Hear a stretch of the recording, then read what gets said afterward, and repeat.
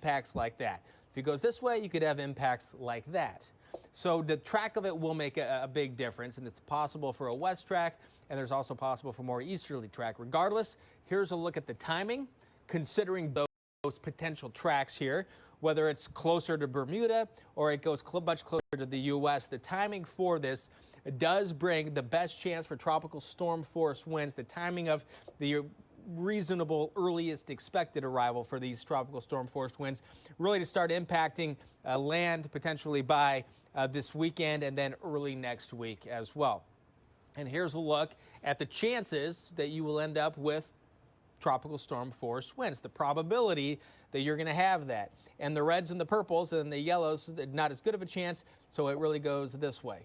Right, so you get into here, you're pretty much guaranteed to have tropical storm force winds. Now, if this does remain a hurricane, you're going to have stronger winds as well. But this is just giving you an idea of the potential for some of those impacts. Some other stuff to talk about in the Atlantic. Boy, is it busy, Julie. We're going to have a closer look at that coming up a little bit later. All right, Chris. So even if this storm loses its tropical characteristics, we could be looking at something more like a nor'easter in the Northeast, which they're very familiar with. Yeah, and which can be damaging and also cause some big problems. Big time problems. Yeah, absolutely. All right, thank you. And you know, Virginia Beach is one of the places that could see some impacts from Jose as well.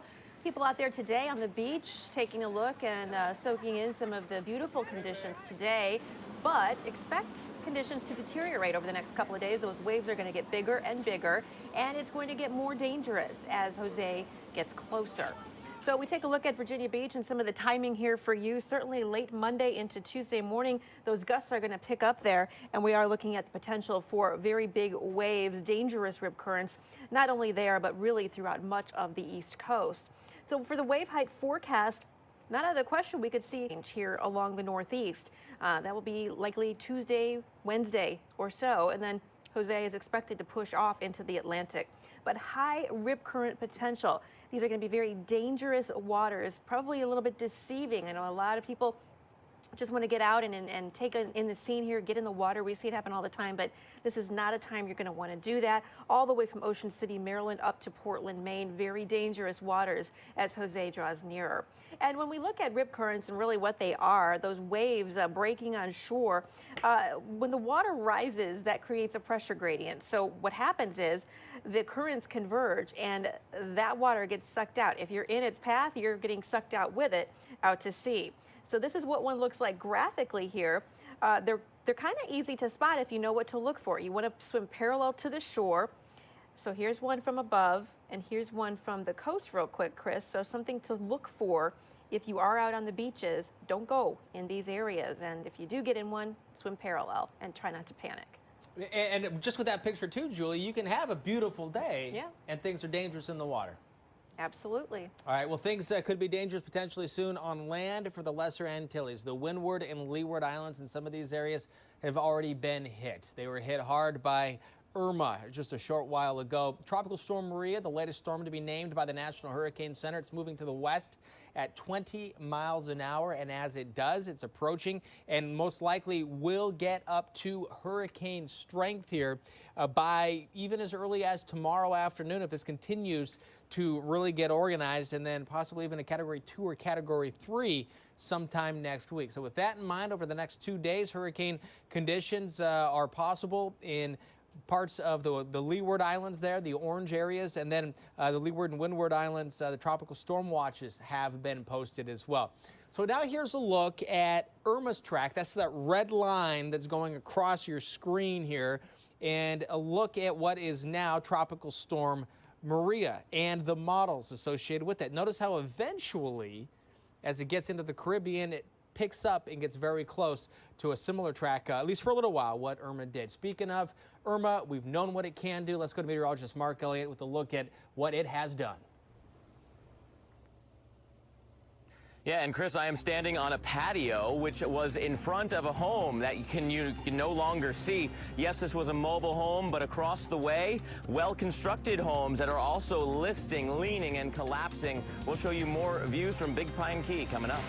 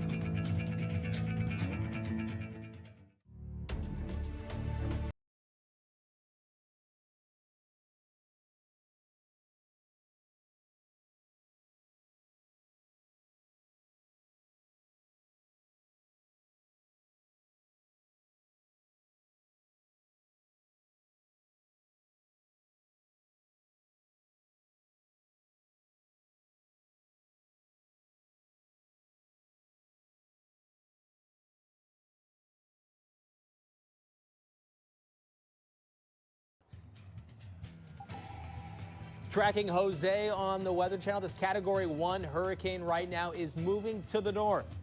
At 6 miles an hour, there will be impacts to the United States. We'll explain what those are and how this could be worse or how it could be better. This gives you a kind of a glimpse into that, Julie, in the sense that it's not a given if it's going to go left or go right in this big yellow blob. No, it's still too early to tell, but nonetheless, we're going to see some impacts here along the East Coast. Rip currents are going to be very dangerous, and those waves are going to be up there very likely as well. So again, don't discount that, because this is a time of year a lot of people are still trying to get in the beach time, get in the waters, and it's not going to be safe. No, it's certainly not for a lot of spots. Yes.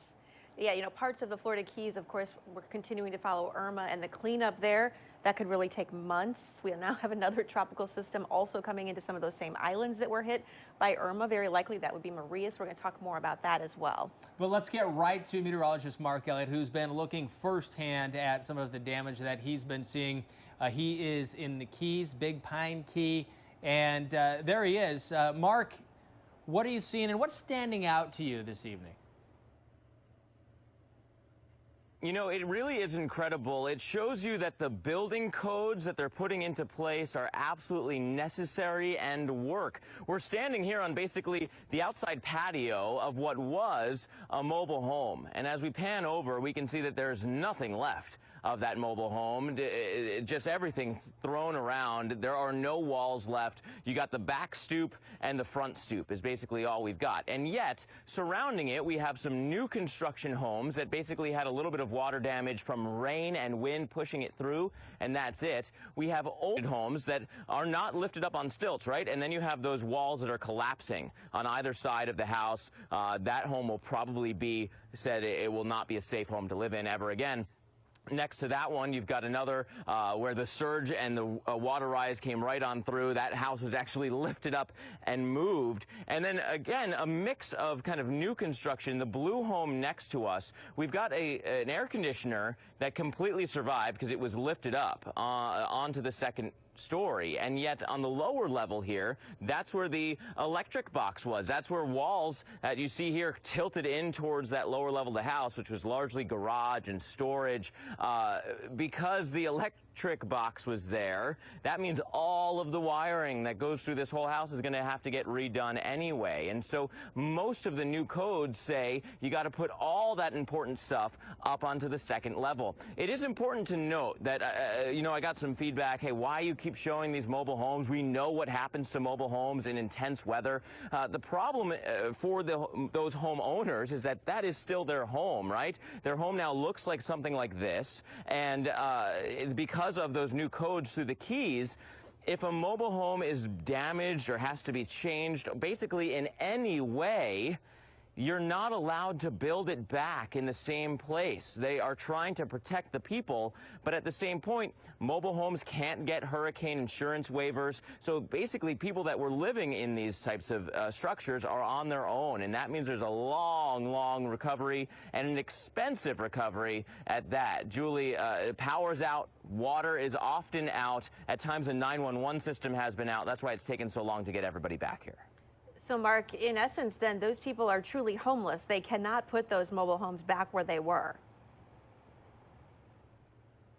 In fact, the Red Cross was, and really officials here that were watching that were really concerned about that, knowing how many homes were destroyed, allowing people back in, and then having as much as estimates of over 2,000 people newly homeless. They had to make sure that they had full working, safe shelters for those people to go to, because if they come home and see this, there's nowhere for them to go other than a shelter, right? And so now there are shelters established. There's 4 of them through the Keys. We'll be right back with more coverage right here on the Weather Channel.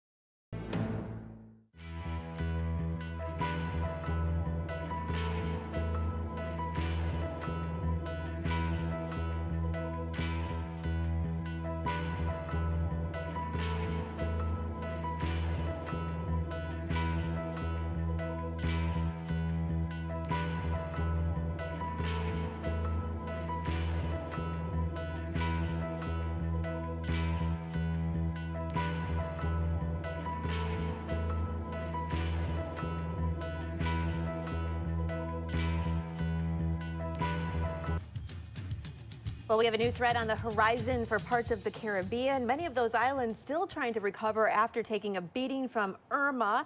NBC's Ron Mott shows us what's allowing some people to start the rebuilding process, but some of the challenges left for those who live in St. Thomas. Well, good Saturday to you from St. Thomas. It's a beautiful Saturday in St. Thomas. That's nothing unusual. What is unusual is this island is trying to pick itself up after taking a huge Category 5 thumping from Hurricane Irma 10 days ago. And it probably feels 10 times longer than that for the people who survived that storm and they were living day to day with the realities of the debris and all of that. Can tell you about a couple of things. Power is very limited here on the island. They have managed to restore power to certain parts of downtown, which is critical for some of the banking, and people need to come out to get money from the ATM machines and whatnot. One more important thing is that the supermarkets are slowly starting to open. So folks who are tired of eating those MREs and the limited amount of variety in those meals are able to get to a grocery store. The lines are very long, obviously, to get in there, but they have more variety. We spoke to one resident yesterday who's asked for the simplest of things. She says, we need some ice down here. Ice is very hard to come by down here, and that's important for folks who don't have generators. They're basically living day to day with who, if they want a hot meal and they have leftovers, there's no way to keep that leftovers from spoiling overnight without some ice. So if anyone near St. Thomas has some ice, they would appreciate that down here as well. Also spoke to a government worker here yesterday about schools, because a lot of the schools here on St. Thomas look to have been some significant damage from Hurricane Irma, but they have been used as shelters. All these children have not been back to school. There were some options of having kids go to school and enroll on St. Croix to our south, which is not necessarily obviously convenient for families. So that is going to be an issue here. The one mother told me that she was told that her kids may not go back to school until the new year. So she's got to figure her child care issues out over the next couple of months. Gas lines still very long. Availability still seems to be pretty good for fuel, which is helping people get around. They have extended the hours that people can be out on the streets now from 10 a.m. until 6 p.m. The curfew goes from 6 p.m. overnight until 10 a.m. And that's the time when the relief crews are trying to get a lot of the infrastructure work done overnight while they have the traffic and the streets to themselves. So that's the latest here in St. Thomas. The governor, again, warning people and cautioning them to just manage their expectations. This is not going to be an easy recovery.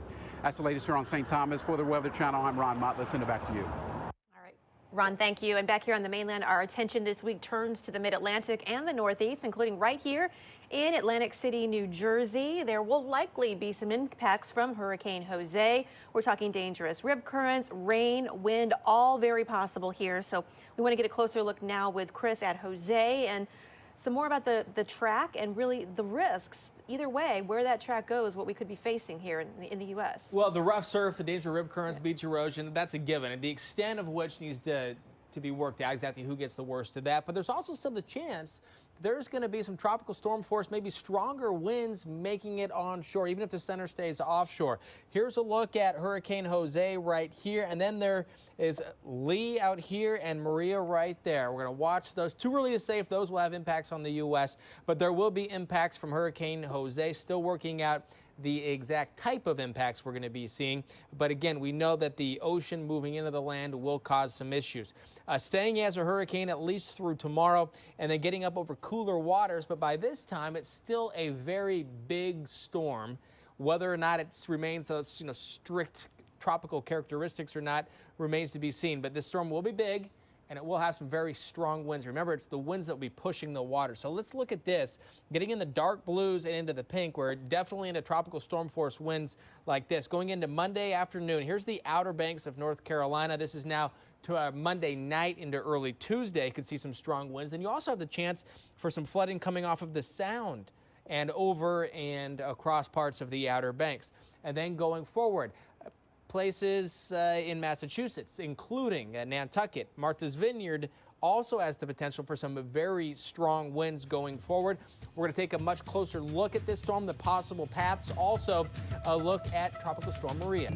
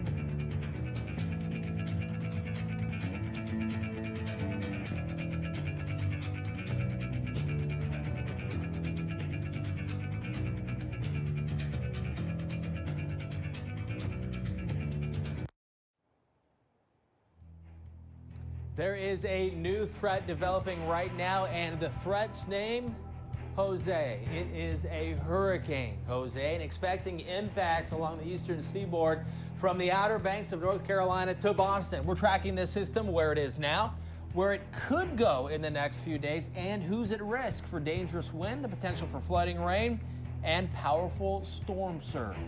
That's right, and there could be potential impacts here in Myrtle Beach, South Carolina, even down along the Florida coast. This hour, we're highlighting what you need to know about dangerous rip currents and large waves before heading out to the beach. We'll tell you about the places that will be just too dangerous to go in the water.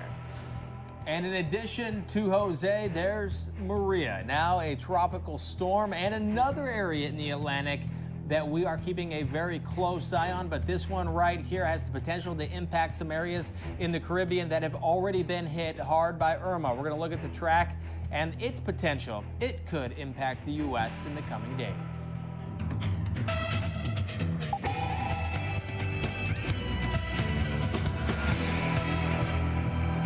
This is Hurricane Central. You're watching the Weather Channel. I'm meteorologist Chris Warren. And I'm meteorologist Julie Martin. We come to you here at 7 p.m. Eastern. We're getting more information about Hurricane Jose, expected to bring impacts to the Northeast. And that includes Long Island. Okay, taking a look here at East Hampton. Wow, that shot has changed dramatically in just the past half hour. You can barely see the ocean there. But certainly the rough surf, wind, rain, all real possibilities here as Jose continues to push its way west-northwest and potentially edging closer and closer to the U.S. coast. So for the very latest on Jose, let's get it over now to Chris. All right, so this is a Category 1 hurricane. The storm is moving to the north. Hurricane Jose. This is as of the 5 p.m. Eastern advisory, and no watches or warnings yet for the mainland of the United States from this storm, but that can change, and if and or when it does, we will let you know, of course, here on the Weather Channel. Moving to the north at 6 miles an hour. Here's a look at the area where the center is likely to go, and this is based through time, based on the forecast errors. So in the past, how the forecast has been off, essentially, and by this much, and this far out into time, not as much when it's close in time. And this is for the center of the storm, where the center of the storm is likely to go. If it takes this route right here, or this route right here, it could mean totally different things for impacts, or right in the middle. So there's a couple different, ways to look at this. This is not an impact cone. This is where the center of the storm has the potential to go. And also, one more thing. A third of the time, based on history, the storm goes outside of the cone. So this gives us a general sense of where this storm is going. But one thing that is important, hopefully this stays, this sticks, this doesn't change, is that it eventually does make a turn. And eventually, and hoping that it does continue to move away from land. Here's a look at the tropical storm force wind probabilities. Another way to say that, what's reasonable to expect tropical storm force winds. Pretty much a slam dunk, and you say 90% chance in the purple. But it's getting better chance of seeing or expecting tropical storm force winds in parts of Massachusetts. You're getting up into the 20 to 40% range there. And if the storm moves a little bit farther to the west, that chance is going to go up. There'll be a better chance or a higher likelihood that you'll get tropical storm force winds. So if the track does shift a little bit more to the west, here's a look at the timing for these areas right here. So we're looking between sometime Sunday into Monday for North Carolina, maybe even South Carolina, and into Virginia. But keep in mind also, it could be over on this side, and the impacts could be over here. Regardless, Julie, we know that there will be impacts at the beaches with erosion, rip currents, and some very rough and possibly life-threatening surf. Yeah, and the Mid-Atlantic is also in play here for some of those very rough waters. One of the places, Virginia Beach, Virginia, and that's where we find our Reynolds Wolf right now with the latest.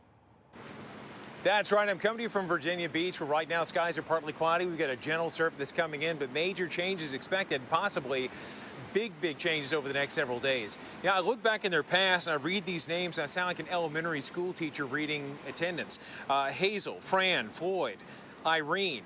And then let's add Isabel. Those are the names of storms that came through here and caused all kinds of problems in the past. One of the worst, obviously, is what you're about to see right here. Take a look at this video. This is from Hurricane Isabel back in 2003, nearly 14 years ago. Came on shore, caused widespread flooding, a huge mess.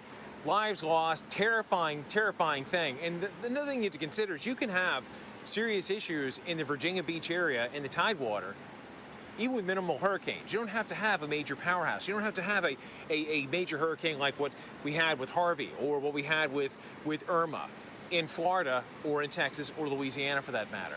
So it does not take much to cause a lot of big problems in this part of the world. We can't expect conditions over the next several days to really change. Surf is going to pick up, especially as we get into Monday and Tuesday.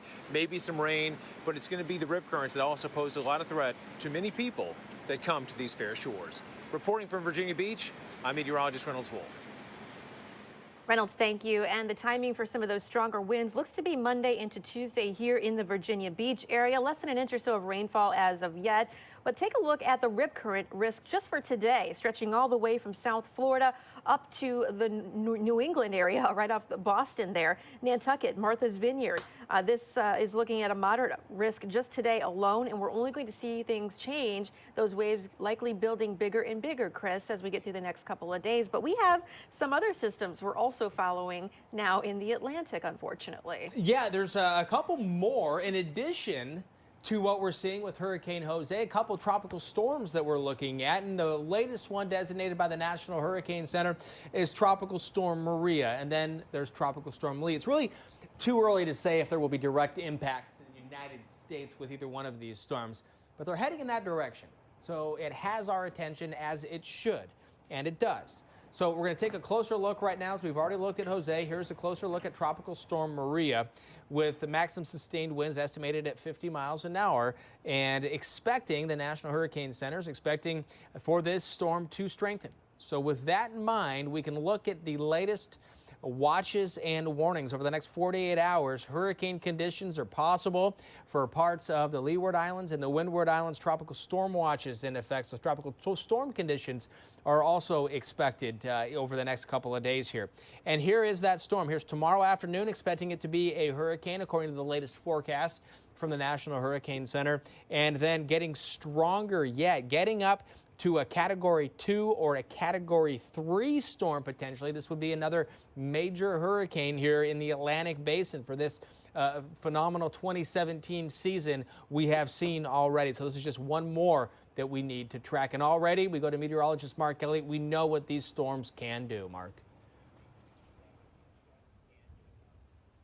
Yeah, absolutely. It is hot, it is still, and the cleanup within this area has a long way to go. Power is out, largely because of lines like this all over the area. We'll be right back with more details.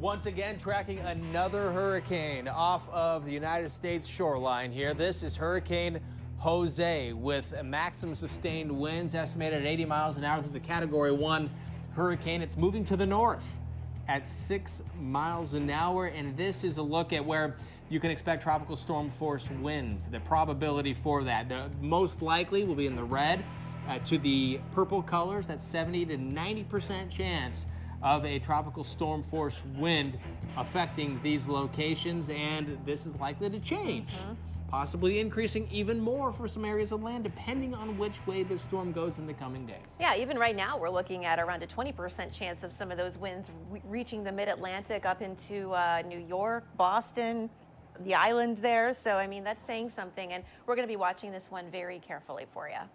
Absolutely, because of these storms, as we know, day after day, the forecast changes. Yep, it does.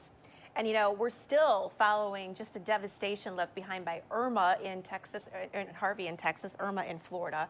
Parts of the Keys just devastated by Irma, and the cleanup there could really take months. And someone who knows that firsthand is meteorologist Mark Elliott. He is live there, and he joins us from Big Pine Key. Hello, Mark.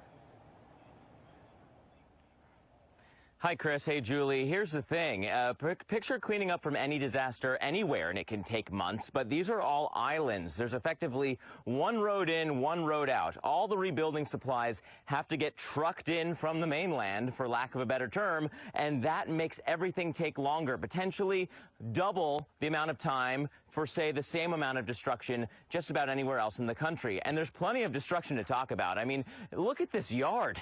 This is just, it's unbelievable how much stuff was basically picked up and deposited here, largely because this is about where the extent of some of the worst of the surge happened from one of the inlets that's back behind the camera. There was about 6 feet of water here, maybe even wave action on top of that with another couple of several feet of wave action. That's the battering part. Continuing on through here, you can see that there's inlet after inlet, and then the next row then had a surge from that, wind damage, potentially tornadoes that came through here. We know with landfalling tropical systems, there's often tornadoes. A lot of this damage is reminiscent of tornado damage. All the way across the way there, you can see there's busted out windows. There's a hole in this white building here right on the side, something punched right through there. In fact, that is the air conditioning unit, and the connection to the air conditioning ripped from the wall because of most likely the waves that were battering against this house. So if your house was elevated, you did okay. If your house was on the main ground level, not okay. No matter if that was a kind of a trailer or a mobile home or a manufactured home or the more traditional, better built construction. Here's yet another example of that. My goodness, we've got just any way you turn around here. Entire homes have been moved off of foundations and have started to collapse. It's a big problem because people wanted to get back here so badly to start cleaning up, and yet there's not really a lot of homes to come back to. And power is a huge problem in the area. We even have debris that was lofted into the air and got stuck on some of the power lines. So crews are going kind of block by block, starting on US 1, then working their way into each and every neighborhood. It's going to take an extraordinarily long time. I mean, the scope of this destruction, Julie, is just almost mind-boggling. It's block after block, house after house. It really is. And Mark, you mentioned the power situation there. I want to show you real quickly what they're going to be dealing with, unfortunately, not only today, but for the next several days. Very warm temperatures, hot conditions from Miami down through the Keys, really throughout the entire state of Florida. Some of those feels-like temperatures tomorrow are going to be very close to 100 degrees. So with no AC, all that hard, heavy lifting to do, it's just going to make things so much tougher on those who are trying to recover and just pick up the pieces of their lives there in South Florida. Monday, we're looking at more 90s hanging.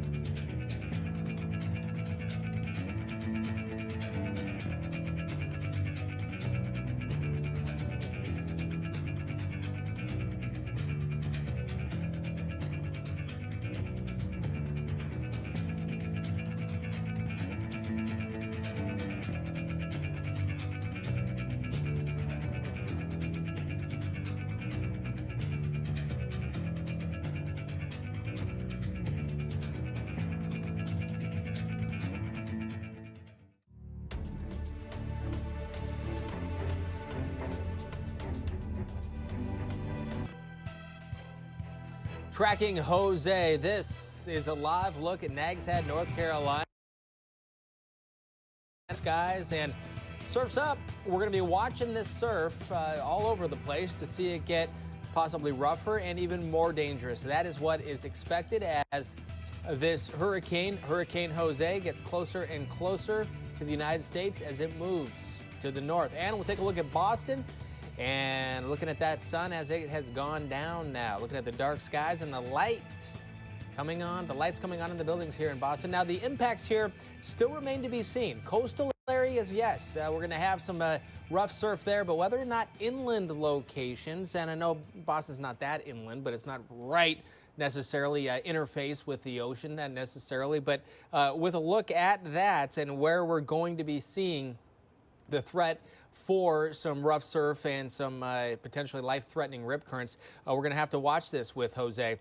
And so watching this come up here, looking at Sunday, Monday, eventually weakening below hurricane into a tropical storm strength wind. So in Boston, even though you're outside of the cone, and especially some of the water around Boston, that's going to be one of the big things. But right downtown Boston, a little bit more sheltered from the direct impacts of some rough surf. That being said, still could potentially see some very strong winds and heavy rain, depending, of course, on this track.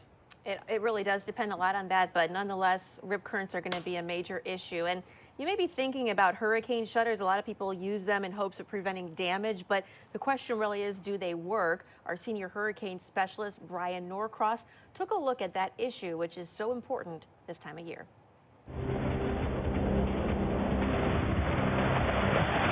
The key during hurricanes is to keep your home tightly sealed from the wind and rain. If a window or door blows in, your entire home could be destroyed very quickly.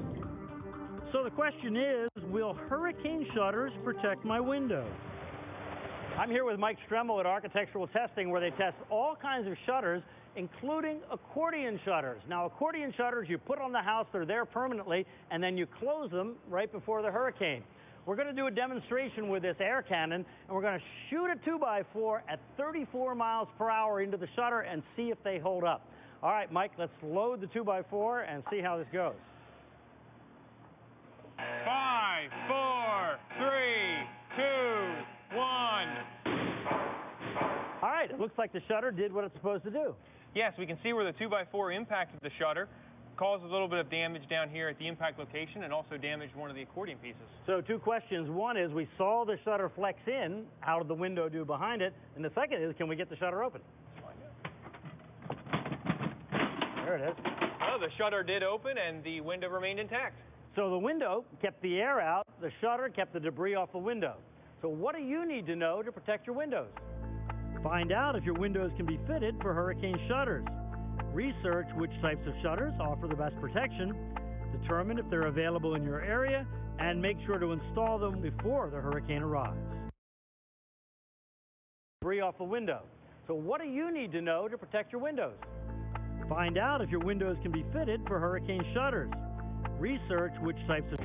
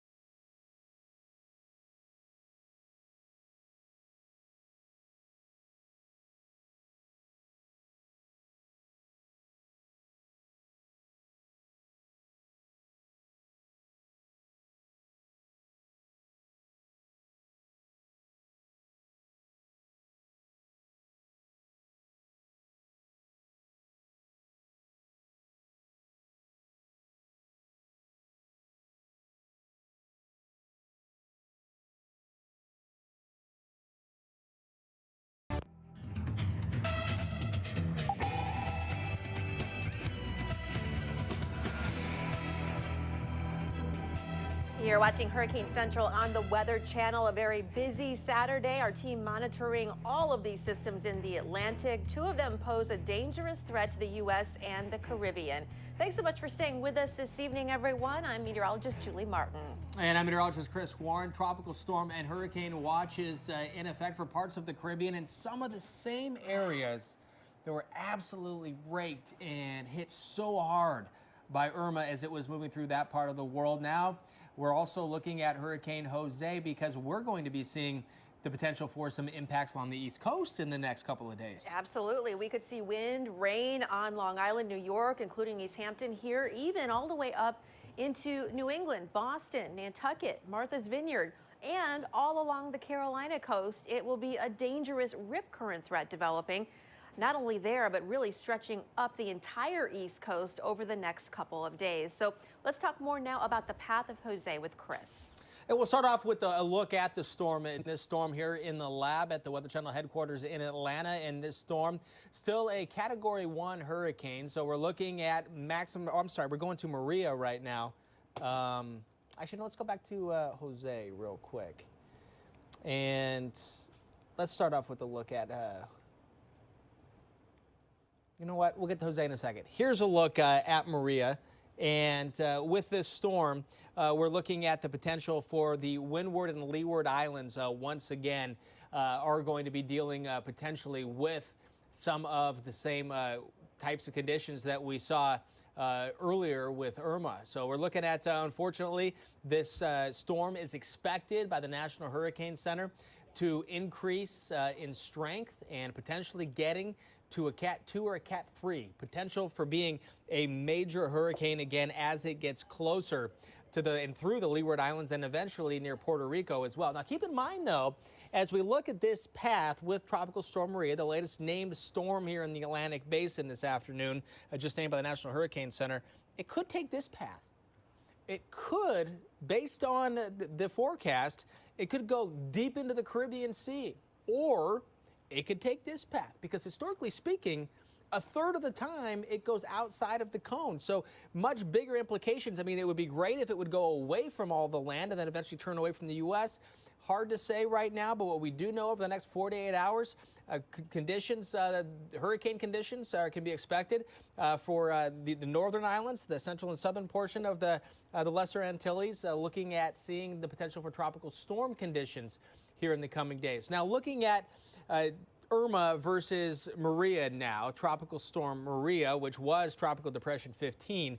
Let's take a look at the forecast models and what they have been showing. Here's the track, and at some point getting very close onto a similar track with some of the areas that have already been hit very hard by this storm. So this is something that we, of course, will be continuing to watch and monitoring. And then there's Tropical Storm Lee. Haven't had a chance to talk too much about this throughout the evening, but it's moving to the west around 10 miles an hour.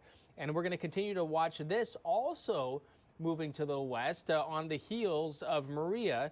And a similar story when you look at the cone of uncertainty here and the emphasis on uncertainty because, again, it can take this route or it can take this route. Most likely right now, based on the best forecast guidance that we have, is that it's going to be somewhere within here. That's the best bet. But still, the implications for a southern route or a northern route are pretty big here. So still a lot going on, a lot to watch here with tropical storms and a hurricane here in the Atlantic. And we'll put this into motion as we're watching the tropics with Jose, Maria, and Lee through time. There goes Jose, and there's Maria. This is just one possible outcome, one computer model, the Euro, and the spin at the surface. So we see Jose possibly kind of setting up shop and hanging out there. This is next Friday. And then what happens with Tropical Storm Maria, that still remains to be seen. And again, coming up in just a few minutes here, we're going to take a much closer look at Jose. But wow, right now, Julie, so much going on. Yes. And in some of those places, it certainly don't need any more, right? When we talk about Jose, already looking at potential impacts over the next couple of days, and one place that could see impacts from Jose It's right here in Virginia Beach, Virginia. So a nice day today, people out there along the beach, but over the next couple of days, those waves are going to continue to grow. Conditions will likely grow dangerous in the water when it comes to rip currents. So we want to talk a little bit more about the timing here for you in Virginia Beach and elsewhere, and really focus in on the rip current risk. So by the time we get into late Monday, Tuesday morning, we're looking at those winds picking up, very rough surf. The waves are going to continue to build. Here's the wave height forecast as we take a look at the models here, what we expect those waves to grow to over the next couple of days. So this is Tuesday, and you'll notice some of those blue colors here getting close to the coast of, say, Boston, back up into Maine, perhaps. That could be a 5 to 10 foot wave height coming your way. So the water very likely to be piling up here. All depends on just how close Jose gets to the coast. Nonetheless, we're going to see this rip current risk, okay? This is going to be there. It's just going to depend some other factors as far as whether or not we're going to see the flooding, whether or not we're going to see some other issues in terms of wind and power situations. But when it comes to rip currents, this is basically how it works. You have that onshore flow, which we will certainly have. That water is going to rise near the shore, creates a pressure gradient, right? So that water gets sucked back out into the sea, and to escape that, the only way to do it with it is to swim parallel to the shore. You got to try not to panic. And I want to show you, this is what one looks like from above. This is from NOAA. It's a very clear example there of that water returning to the ocean here, that stream, if you will, in the middle of the ocean. And this is a look at it from the shore. So this is probably more useful for you. This is what you might notice if you are just here on the beach, playing with the kids, building a sandcastle.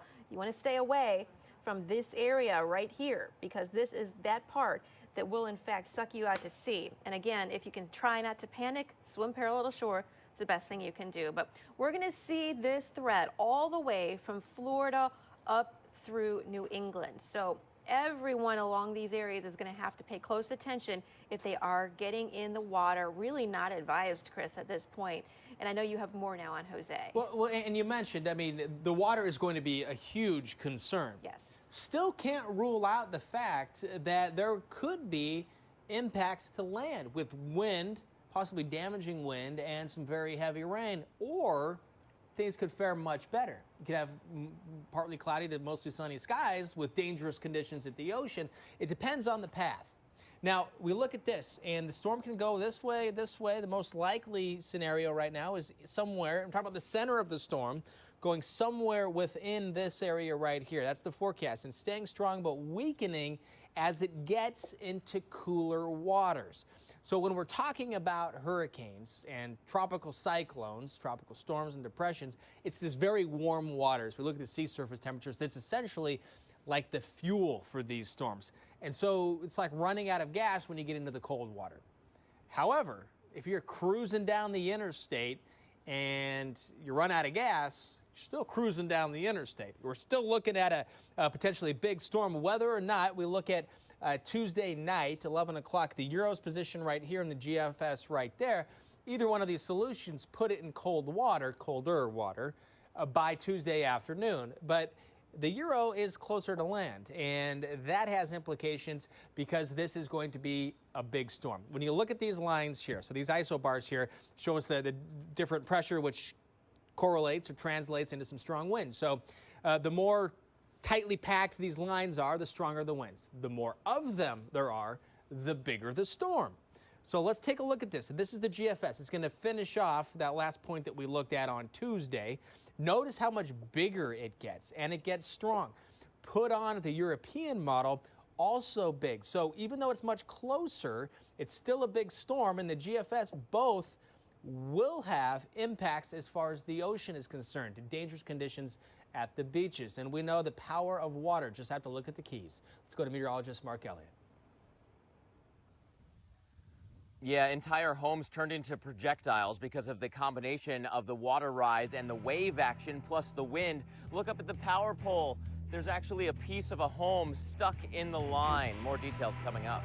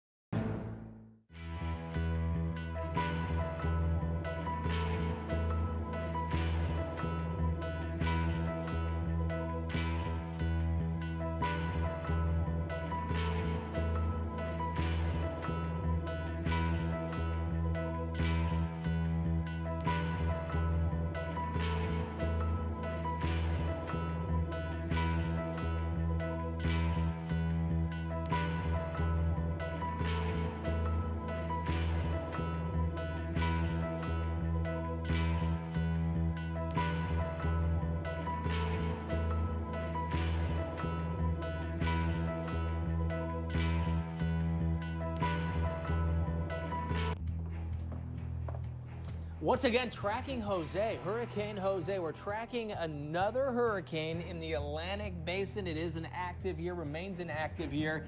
And even after Jose, it's not over. A couple other storms, named storms that we're tracking here at the Weather Channel. We're also keeping an eye and keeping tabs on the recovery efforts in Texas and in Florida while we're still monitoring what's happening here with Jose. Yeah, everyone pretty nervous, and for good reason. Absolutely. I mean, after what has just happened in Texas, after what has just happened in Florida, don't want to take any chances, right? So we're watching Jose very carefully. Right now, the models are still, the jury's still a little bit out.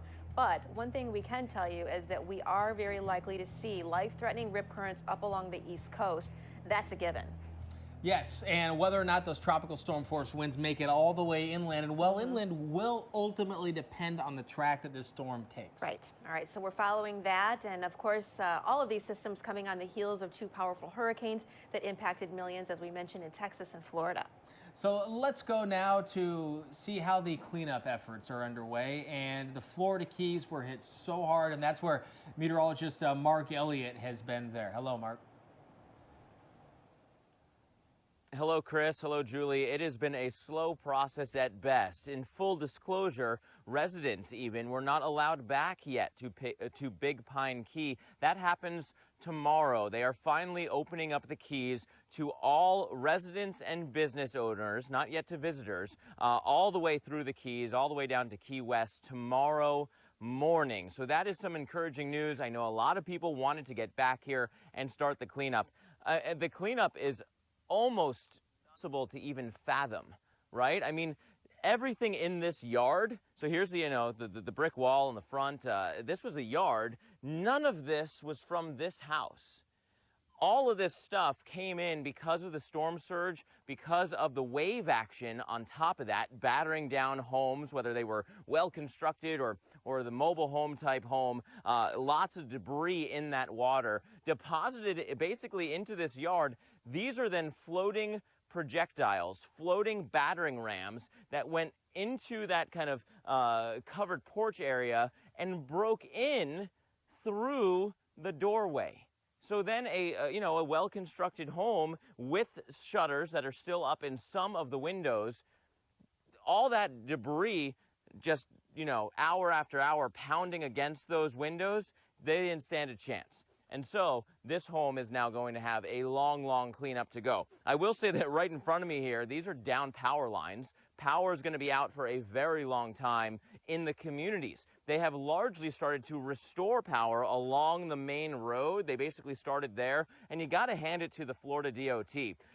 Along US 1, every type of huge debris possible was basically sitting on the road. We're talking huge boats, yacht-sized boats, right? We're talking full fridges, full freezers, ice chests that are kept outside of many of the homes and businesses here because it's all about fishing. So there's so much ice, those giant ice bucket chests just littered across the roadway. Florida DOT had to come through and clear the road just so the power crews could then come in and start working, and the rest of the cleanup crews, then the first responder, the Red Cross, the shelter establishment people could come in and try to help anyone that was stuck further down the roadway. Here's the bottom line, guys. They didn't want people coming back to find scenes like this and have nowhere safe to go. So, Julie, the Red Cross had to establish shelters before they were willing to open up the Keys. Again, that happens tomorrow. Oh, boy. All right, Mark. And I want to point out it is almost 8 o'clock at night there in the Keys. Still feels like 97 degrees. So the heat is going to be a big factor with those cleanup efforts over the next few days, if not coming weeks. So right now the heat index in Miami is 93. We've got more hot weather, folks, coming tomorrow and the next day and the day after that. So unfortunately, Key West tomorrow, you're still going to be close to 90. On Monday, staying mostly dry across the Florida Peninsula, maybe some showers along the East Coast. And then Tuesday, some more rain moving into South Florida, so that could also slow things down. But for all of those who don't have power and are getting back tomorrow, trying to pick up the pieces there in the Keys, it's going to be hot and unbearable, unfortunately. We'll be back.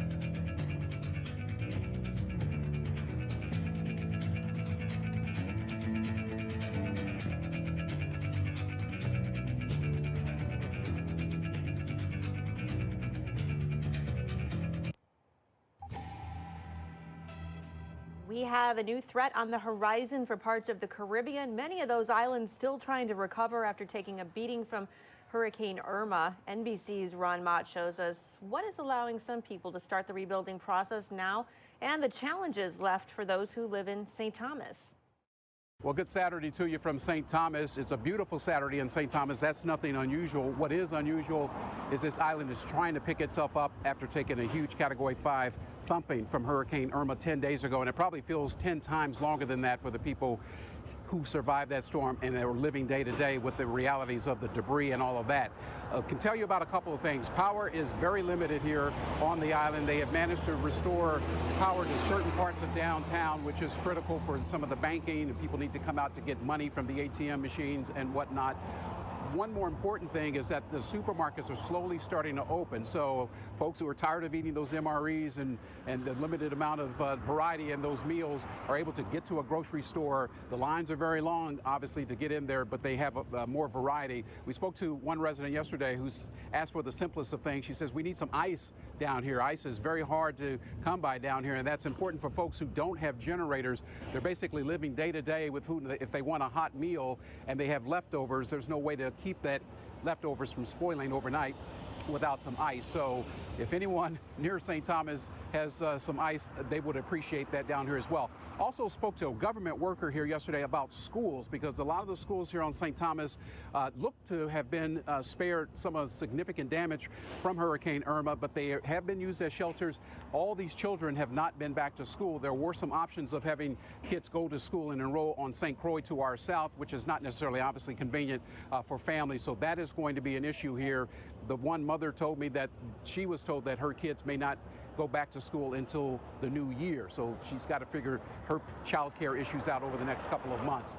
The gas lines still very long. Availability is still seems to be pretty good for fuel, which is helping people get around. They have extended the hours that people can be out on the streets now from 10 a.m. until 6 p.m. The curfew goes from 6 p.m. overnight until 10 a.m. And that's the time when the relief crews are trying to get a lot of the infrastructure work done overnight while they have the traffic and the streets to themselves. So that's the latest here in St. Thomas. The governor, again, warning people and cautioning them to just manage their expectations. This was not going to be an easy recovery. That's the latest here on St. Thomas. For the Weather Channel, I'm Ron Mott. Let's send it back to you. Ron, thank you for that. We appreciate it. And it is still and will be the heart of hurricane season. We're here in the middle of September, and this is the time of year when you expect things to be busy.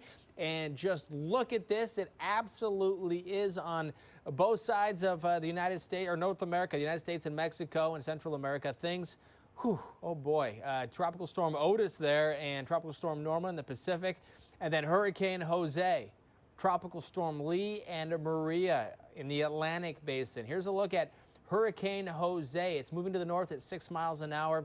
It has maximum sustained winds at 80 miles an hour. It's a Category 1 storm. When we look at the forecast for this, the National Hurricane Center saying and expecting this to remain a hurricane at least through tomorrow afternoon, possibly into early Tuesday. And the track of this could either go up and around, well away from land. And if that's the case, there will still be impacts in the form of rough surf, dangerous, life-threatening rip currents, and a lot of beach erosion. And then if it takes this track, the center of the storm, and keep in mind, if the center of the storm goes over there, there will be more likely stronger winds and heavy rain impacting land itself, in addition to the coastal impacts. So here's a look at one possible scenario, and you can see some of the pink and red colors. This is definitely tropical storm force getting up closer to hurricane strength winds through tomorrow afternoon. This is now Monday. Today's still Saturday. So Monday into Tuesday morning, the Outer Banks looking at some strong winds. And keep in mind, you can get sound flooding as well. You can get flooding coming on one part of the Outer Banks, the ocean side, and this is the sound right there. That can get you on the other side as well. And then the strong winds getting very close to New England. And with that, Nantucket could get hit pretty hard with some strong winds. More likely if this storm does go farther or closer to land, and then it looks like it might just sort of hang out for a while. And the timing for all of this, at least the chance for tropical storm force winds, takes us into New England by Tuesday morning. However, if it does come over here and hang out, What happens after that still remains to be seen. We'll take a closer look at the possible scenarios, if it goes left or if it goes right, and the role water temperature plays in all of it, coming up here.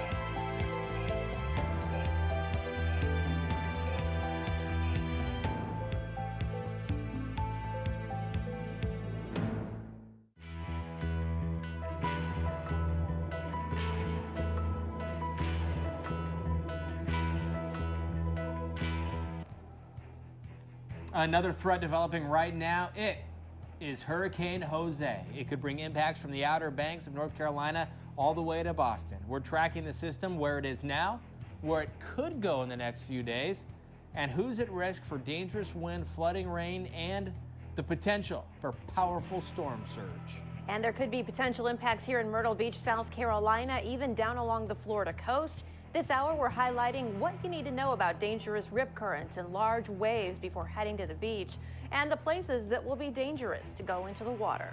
And in addition to Jose, there is more to watch, including Maria. The National Hurricane Center saying they see enough with this to designate this the latest named tropical system, Tropical Storm Maria. And this has the potential to move over some of the same areas in the Caribbean that were hit hard already by Irma. We'll look at the storms. This one, or even Lee, potentially could impact the U.S. in the coming days.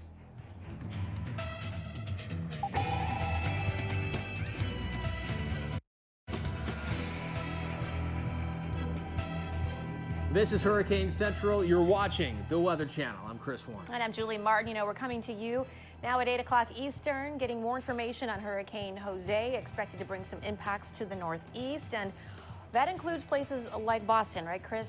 Taking you in now, no problems, right? Looking like a quiet night in Boston. Things could change. Right. Yes, and really the best case scenario, Julie, still means there'll be impacts in Massachusetts, rough surf, that sort of thing. Worst case scenario, we could have tropical storm force winds right here. Yeah, absolutely. You know, Jose's track still a little bit uncertain, but we can tell you that most certainly along the East Coast, the Northeast, the Mid-Atlantic, even all the way down to Florida, we're looking at rough surf as a result and a big-time rip current threat. So let's get the very latest now on Jose with Chris. And just looking at the satellite presentation here, it looks like it's starting to wind up a little bit, and I'll show you what I'm talking about here. Just look at this part of the storm. Just kind of the last few frames, it kind of has that little extra little push. Looks like it's just kind of getting a little bit extra thunderstorm activity. You get a flare up right here, then just a little bit more. And it's just one of those things you kind of sense. And you wonder if in the morning we might have a storm that's stronger than 80 miles an hour. But we're watching it, the overall storm, the whole storm. Again, the winds within the storm are at 80 miles per hour, but this whole storm, this whole number is moving to the north at 6 miles an hour. And due north, you have the northeast of the United States. Not expecting it necessarily to get all the way up there. The best guidance right now is showing that the center of this storm, and that's what this cone is, the center of this storm, best chance is for it to stay offshore. However, reasonable scenario here is there could potentially be whatever's left of the storm, potentially a landfall in parts of the United States. And keep in mind, also, this cone is based on previous forecast errors, and in the past, a third of the time, the center of the storm can go outside of this forecast cone here. Now, another thing to look at, and the National Hurricane Center is expecting it to be a little bit stronger by tomorrow afternoon, but the other thing is, say it goes right here, the storm is going to be bigger and possibly stronger, so there's going to be impacts outside of wherever the center of that storm is.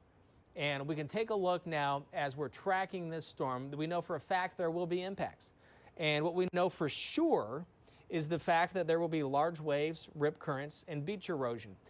The westerly track, what makes this stand out is the heavy rain and strong winds for some of these areas, including Boston, with the winds coming back this. This will be the track of the whole storm with the winds coming in like that. If it takes an easterly track, coastal areas will be breezy with showers, Julie, but still rip currents, large waves, and beach erosion. Yeah, either way, it's going to be nasty, and it's also going to impact parts of the mid-Atlantic. One of those places is Virginia Beach, Virginia. That's where we find meteorologist Reynolds Wolf now with the latest. That's right. I'm coming to you from Virginia Beach, where right now skies are partly cloudy. We've got a gentle surf that's coming in, but major changes expected, possibly big changes over the next several days. Yeah, I look back in their past and I read these names and I sound like an elementary school teacher reading attendance.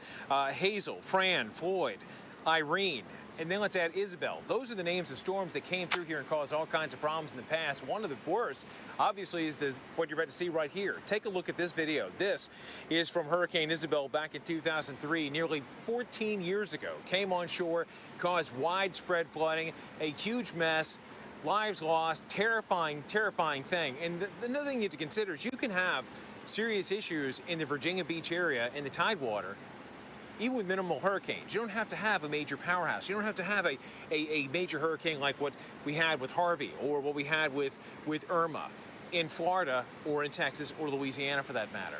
So it does not take a beach area in the tidewater, even with minimal hurricanes. You don't have to have a major powerhouse. You don't have to have a major hurricane like what we can expect conditions over the next several days to really change. Surf is going to pick up, especially as we get into Monday and Tuesday. Maybe some rain, but it's going to be the rip currents that also pose a lot of threat to many people that come to these fair shores.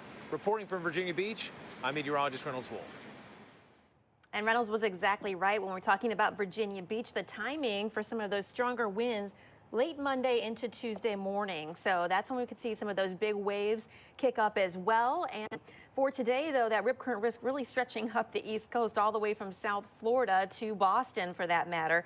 Anywhere from a high to moderate risk here. And this is all just going to change as Jose continues to take its track. So those wave heights are also something to consider, Chris. We could be looking at waves possibly 10 foot or more. Just depends just on how that storm shifts, and we're going to have to watch those models very carefully over the next 48 hours. Yeah, we will, because the impacts can change in a big way too for different people, and a lot of people who've already been impacted by hurricanes have the chance for more in the Caribbean especially. Let's take a look at just how active things are. We were looking at Jose right there, also Tropical Storm Lee and Tropical Storm Maria. Now Maria is the one that we're watching for the next possible impacts to the Caribbean. You can see the Lesser Antilles right here. This includes the Windward and Leeward Islands, and this storm is moving to the west at 19 miles an hour. And with that in mind, there are hurricane watches and tropical storm watches posted for the islands here.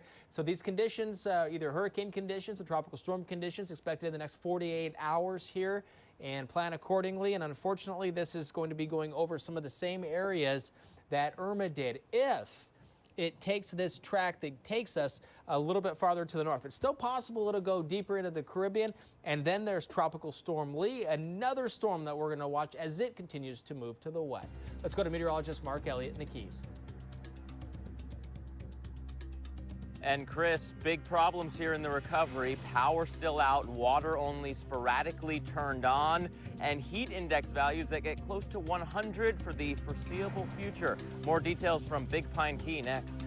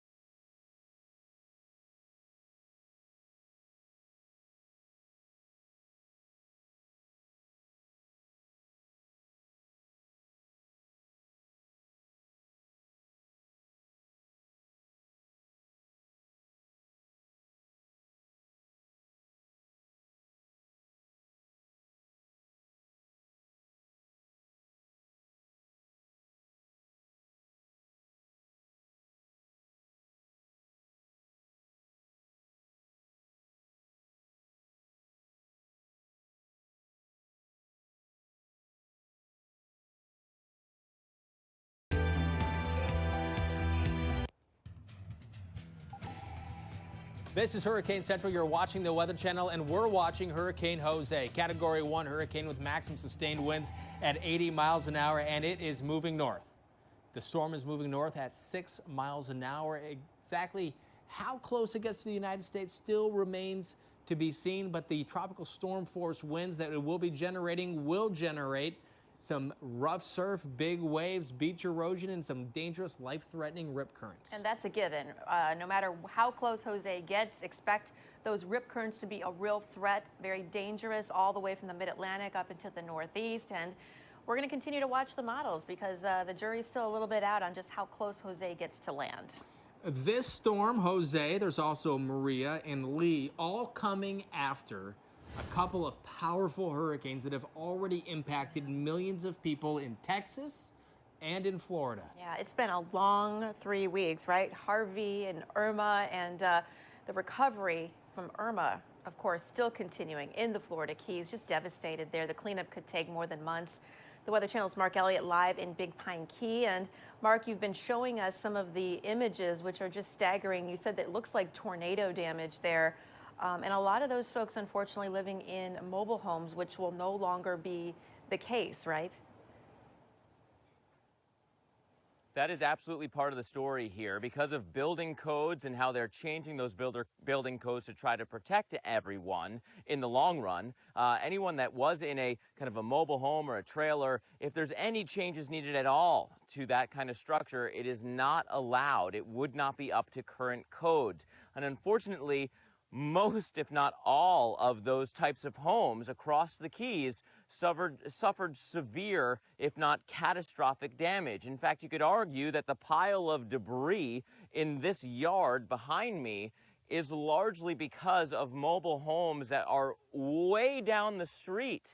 But yet we had about 6 feet of storm surge here, wave action on top of that. And you got to remember that that's why we have evacuations in place. It's not just a slow rise of the bathtub type water when we're talking about a surge. It's literally the ocean marching in. So the waves on top of the water rise are what cause the real damage. That's the force, that's the battering nature from that water.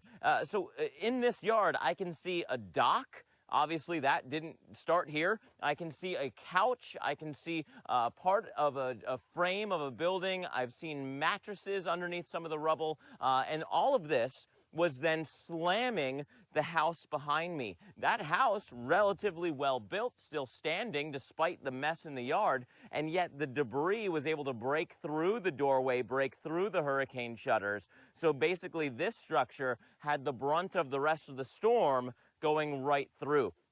It's a story block after block after block here on Big Pine Key, and it's really one of the main reasons that they didn't allow people back into this area as fast as residents really wanted them to. Now, there is going to be a return of residents tomorrow, but the fear, Julie, is that there's not going to be a home for them to live in. So shelters have been opened through the Keys, and I was talking to some officials that estimated that there could be at least 2,000 more homeless people when they return to the Keys starting tomorrow. Right, because those mobile homes, if they were blown away, you can't put one back there. And you've been stressing that throughout the evening. So our hearts go out to all their homes in Irma. Another factor here real quickly, the heat in Florida is still on. You'll notice the heat index, or that feels like temperature where Mark is, still up in the 90s at this hour. And we're looking at more 90s for tomorrow and the day after that and the day after that.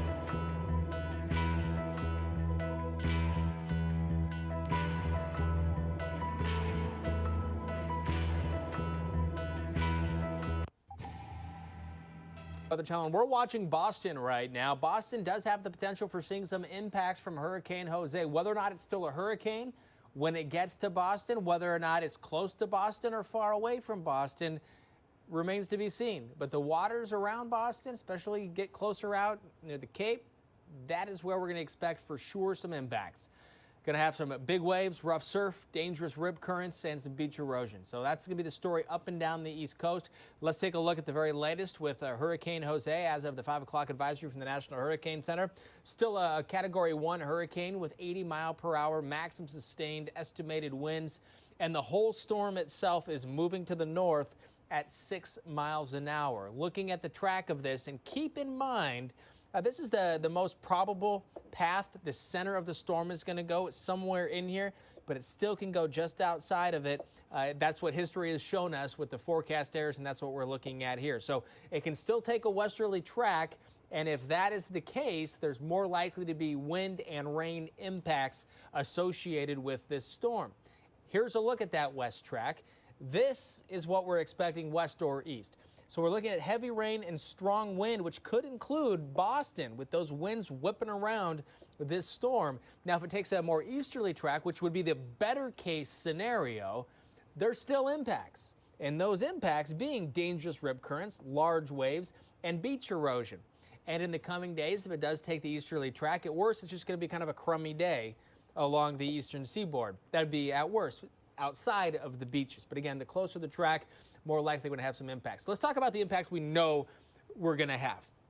Looking at Google Earth here, talking about the coastal areas and how this is going to work. Remember, as a low comes up, we're going to have the winds whipping around like this, and it's the wind that pushes the water. So we get some beach erosion going in like this part of Long Island, then into the Sound as well with some of those winds coming in, could create some issues in Connecticut and on the backside of Long Island as well. That's one possibility. And another thing to consider is when there's big waves. A lot of people like to go check it out. If you get too close, you can get stung. You can get hurt or killed, unfortunately, which we've seen with storms with similar tracks, in particular this specific spot here in Maine. This is Thunderhole, Julie. People want to go see and hear the water hit this, but in the past, people have been killed doing this with a big storm offshore. Never a good idea, Chris. And you know, this is the time of year a lot of people are thinking about their hurricane shutters, whether or not to put those up. Here's more on that. The key during hurricanes is to keep your home tightly sealed from the wind and rain. If a window or door blows in, your entire home could be destroyed very quickly. So the question is, will hurricane shutters protect my windows? I'm here with Mike Stremmel at Architectural Testing, where they test all kinds of shutters, including accordion shutters. Now, accordion shutters you put on the house, they're there permanently, and then you close them right before the hurricane. We're going to do a demonstration with this air cannon, and we're going to shoot a 2x4 at 34 miles per hour into the shutter and see if they hold up. All right, Mike, let's load the 2x4 and see how this goes. 5, 4, 3, 2, 1. All right, it looks like the shutter did what it's supposed to do. Yes, we can see where the 2x4 impacted the shutter, caused a little bit of damage down here at the impact location, and also damaged one of the accordion pieces. So two questions. One is, we saw the shutter flex in. How did the window do behind it? And the second is, can we get the shutter open? There it is. Oh, the shutter did open and the window remained intact. So the window kept the air out, the shutter kept the debris off the window. So what do you need to know to protect your windows? Find out if your windows can be fitted for hurricane shutters. Research which types of shutters offer the best protection, determine if they're available in your area, and make sure to install them before the hurricane arrives.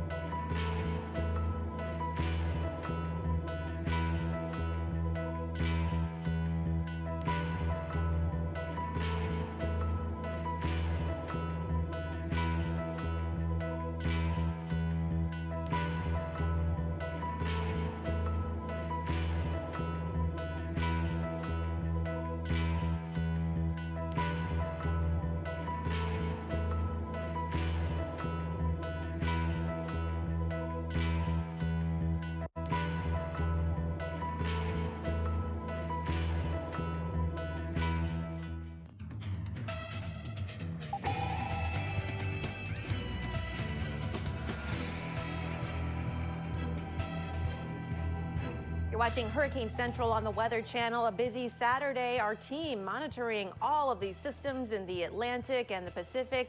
Now, 2 of them pose a dangerous threat to the U.S. and the Caribbean. Thanks so much for staying with us this evening. I'm Julie Martin. And I'm Chris Warren. Tropical storm and hurricane watches right now in the Caribbean, and in some cases, some of the same areas that were hit hard by Irma. We're going to have a closer look at that in about 5 minutes, but first, we're going to focus on Hurricane Jose. It is very close to the United States right now, relatively speaking, of course, and it could start to have impacts in the next day or two to the U.S. Yeah, we're talking about wind and rain on places like Long Island, even up to Boston, all along the Carolina shores, a dangerous rip current threat developing, the mid-Atlantic, you name it. You look at the East Coast, and we could see some big-time impacts, those dangerous rip currents, the swells coming in, even if Jose doesn't get as close to land, which is still a little bit uncertain. It could go either way. And for more on that, we want to get it over to Chris.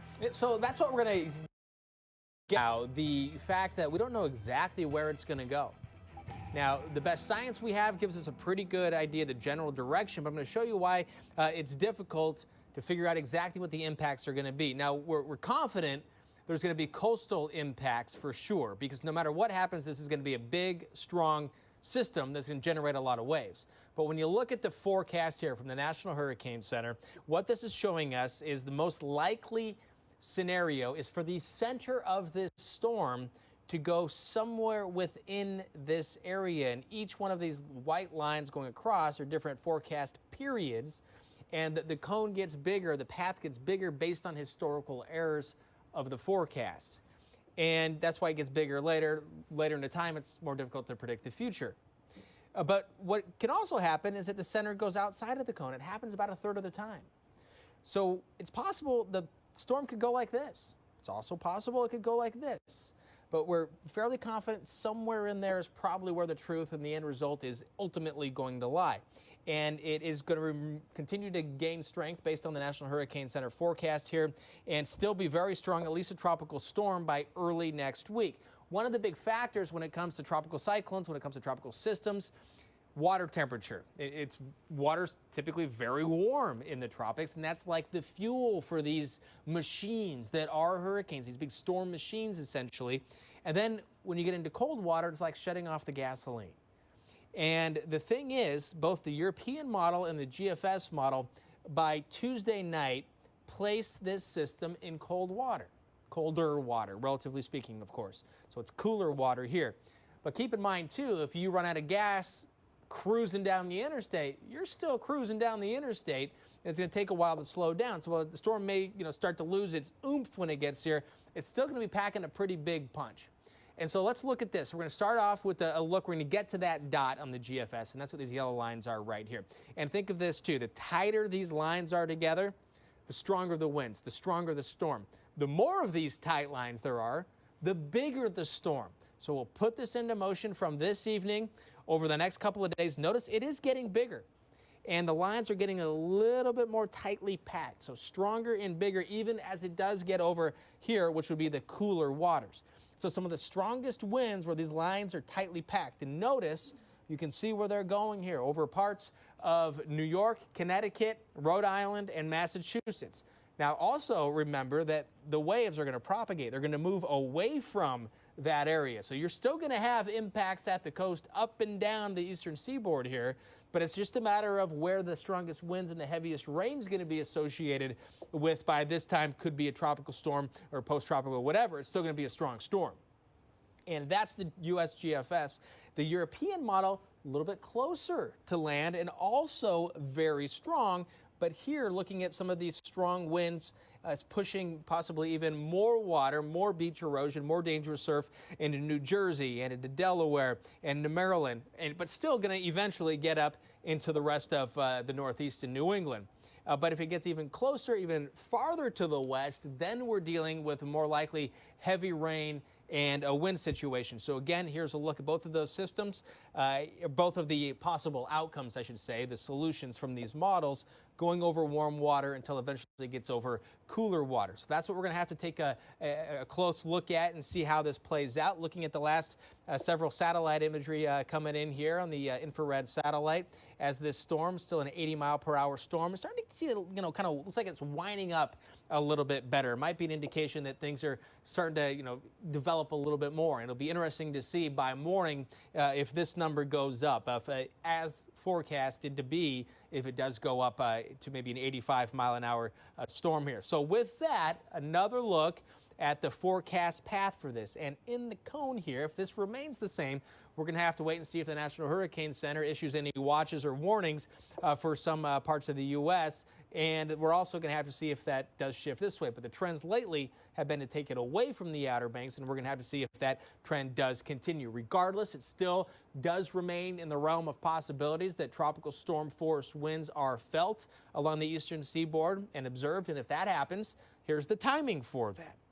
Looking at by tomorrow morning, if the storm is starting to edge a little bit closer to shore, possibly North Carolina and then Virginia and all the way up to New England by Monday and Tuesday.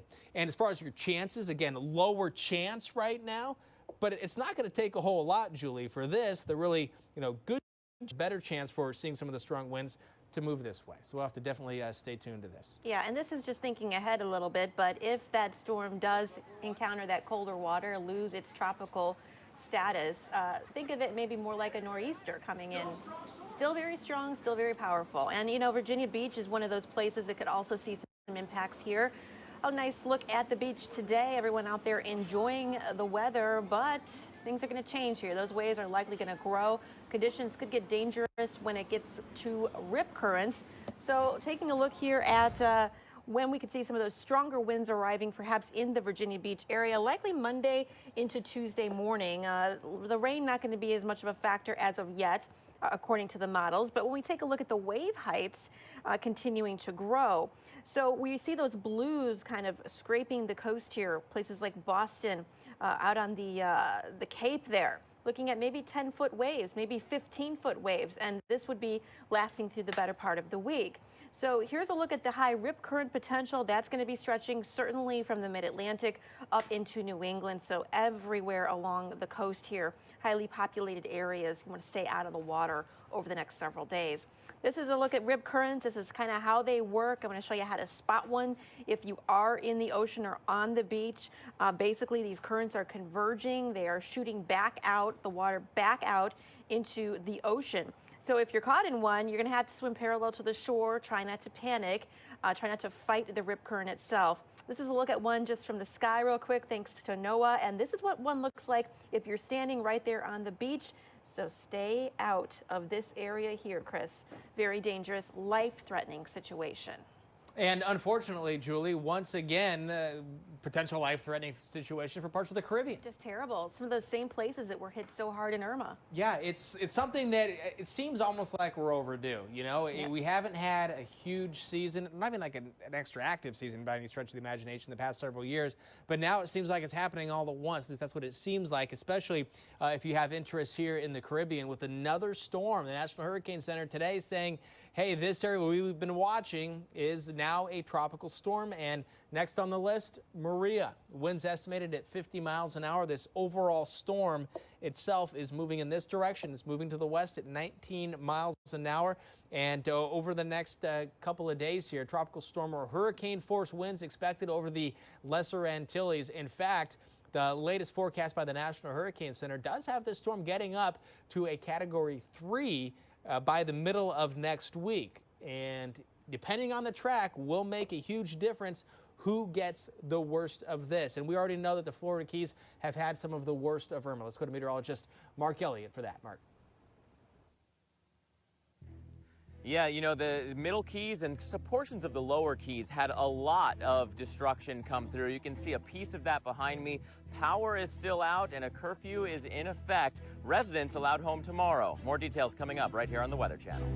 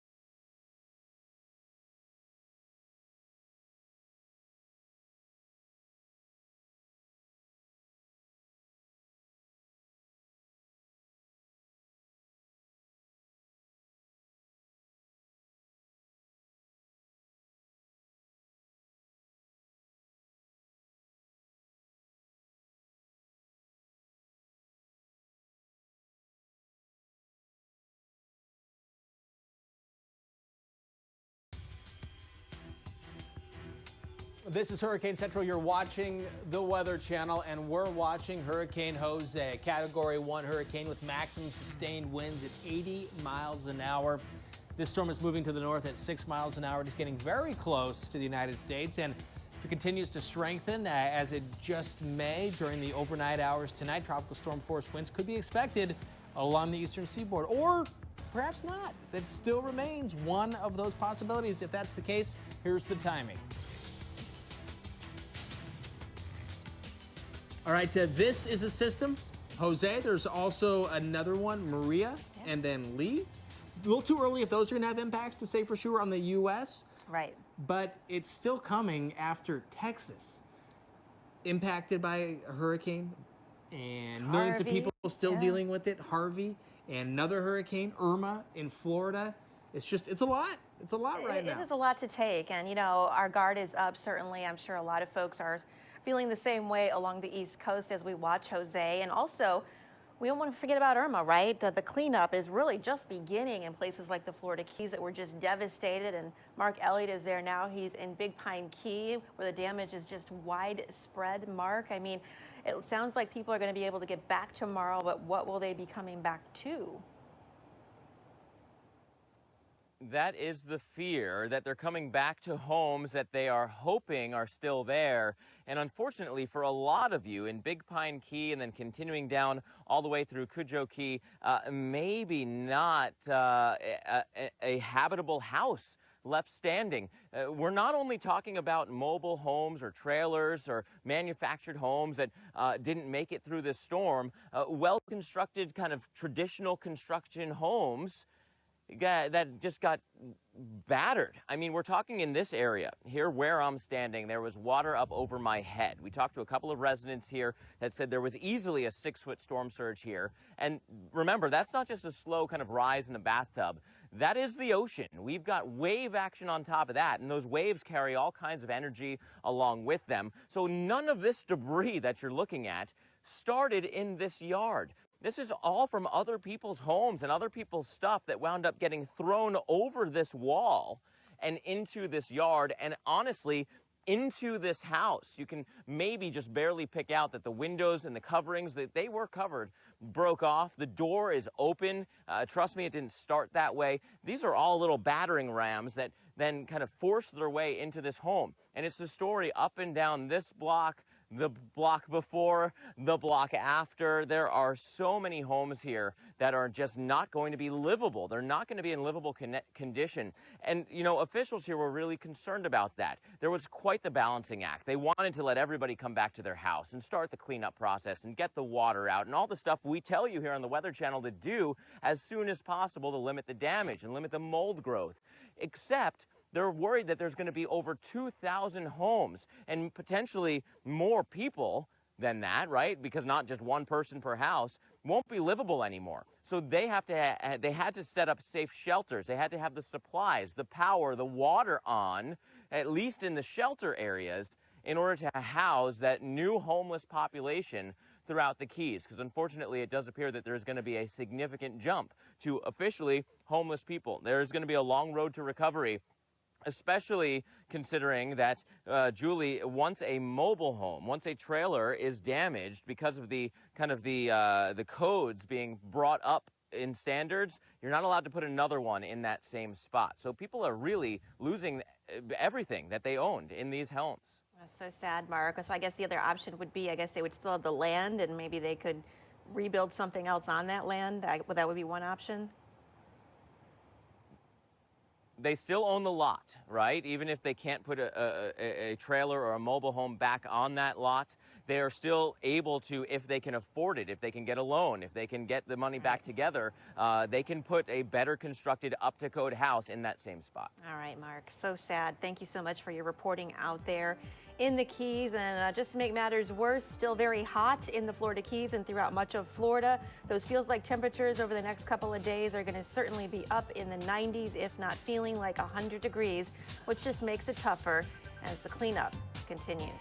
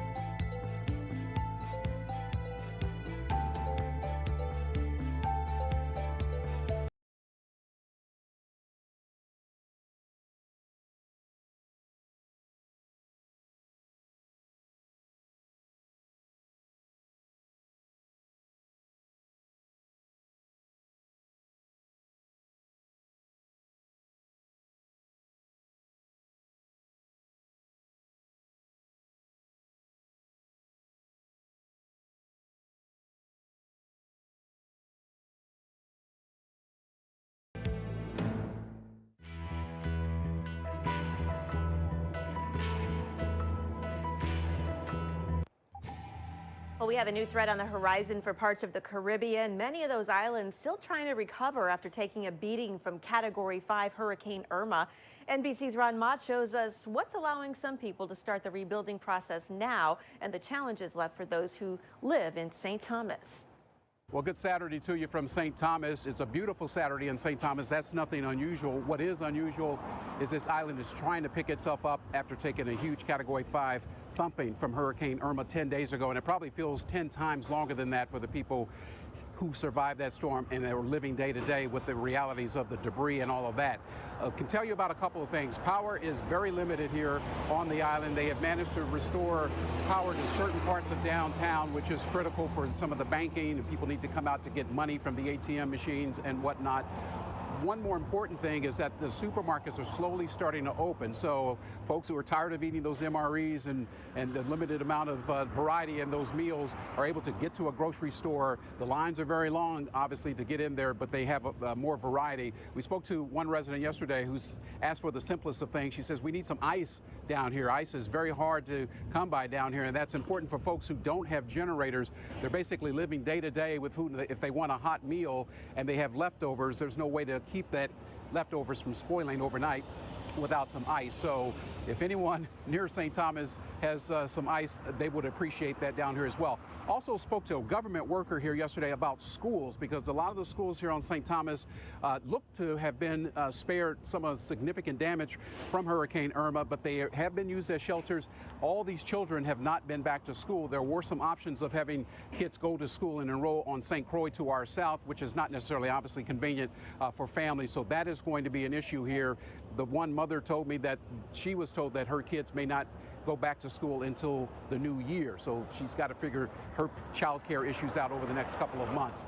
Gas lines still very long. Availability still seems to be pretty good for fuel, which is helping people get around. They have extended the hours that people can be out on the streets now from 10 a.m. until 6 p.m. a.m. and that's the time when the relief crews are trying to get a lot of the infrastructure work done overnight while they have the traffic and the streets to themselves. So that's the latest here in St. Thomas. The governor again warning people and cautioning them to just manage their expectations. This is not going to be an easy recovery. That's the latest here on St. Thomas. For the Weather Channel, I'm Ron Mott. Let's send it back to you. Ron, thank you so much. And the latest in the tropics is like it has been lately, active, very active. This is the heart of hurricane season, and it looks like it. 1, 2, 3 in the Atlantic, 2 in the Eastern Pacific. On that map, 5 tropical storms or hurricanes, 4 tropical storms and 1 hurricane. This Hurricane Jose, it's moving to the north at 6 miles an hour with winds estimated at 80 miles an hour, and the path of this storm takes it very close to the United States. Expected to stay a hurricane at least through Monday afternoon, possibly beyond. We'll have to continue to watch this and see if the track or the trend is more over here or more over here. Regardless of if it's on the east or the west side, there will be impacts at the beaches. Dangerous rip currents, also large waves, some rough surf, and some beach erosion. This is a look at some of the winds. You get into the pinks and the reds, getting closer, well into a strong tropical storm, getting close to hurricane force winds. And notice some of those tropical storm force winds, the Outer Banks by early Tuesday morning, and then by the middle of the week, we're going to be watching New England for some of the stronger winds. Again, if this center goes closer to the U.S., stronger winds expected onshore. Farther away from the U.S., not as strong of winds, not as much rain, but still dangerous conditions at the beaches. This is a look now at Tropical Storm Maria, the latest storm to be named from the National Hurricane Center as of today. And a really pretty obvious spin here as it is marching closer to the Windward and Leeward Islands here of the Lesser Antilles. And looking at the timing for this does show the storm getting into potentially a major hurricane, 2 or a 3 in the coming days as the storm moves off to the west and then eventually a little bit to the northwest. Perhaps it could end up hanging out in the Caribbean, or it could be going right over some of the same areas hit so hard by Irma. And again, this is what is going on right now. Tells the story in the tropics, the fact that this is a one already. This is a year for the record books. 2017 will be remembered, and it is not over. Unfortunately, with Harvey and Irma, this is just could just be the beginning, unfortunately. Let's hope that's not the case, but there's a lot out there. Yeah, we know the recovery is still continuing in the Keys. We have continuing coverage here on the Weather Channel. Jennifer Lopez is coming up next. I hope you'll stay with us.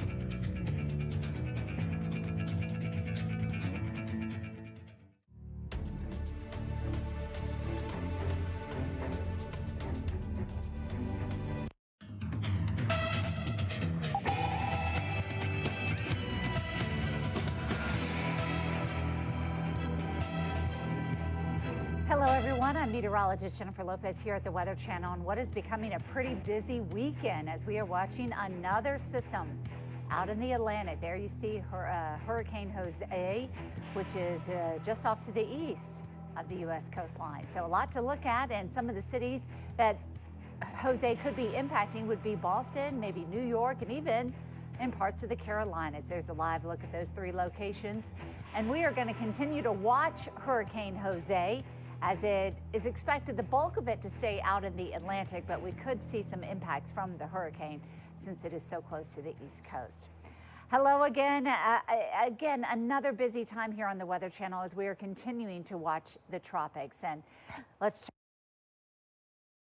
check with that rough surf, and that's going to be a huge concern here across the Carolinas. This is just offshore of North Carolina, off Cape Hatteras, and look at that guy or girl out there enjoying the wonderful waves from Jose, but quite dangerous because of the threat of rip currents. Let's first have a look at Jose, and the winds are up to 80 miles an hour, making it a Category 1 hurricane.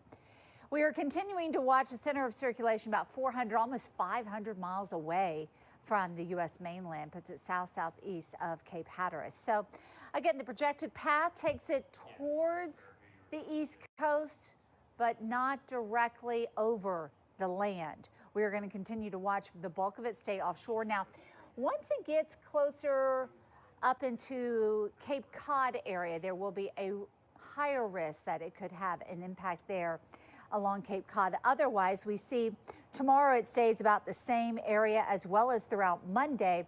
The water is expected to be a little bit warmer here, so it could get or stay about the strength that it is or get a little bit stronger.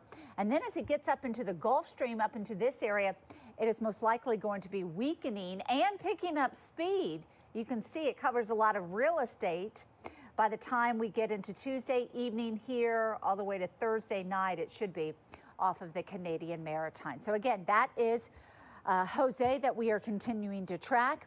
And one more look at it, expecting it to stay offshore of the East Coast and getting a little bit stronger, maintaining its intensity for today and tomorrow, and then gradually becoming not as a strong storm as it goes down to about 70 to even 65 miles an hour.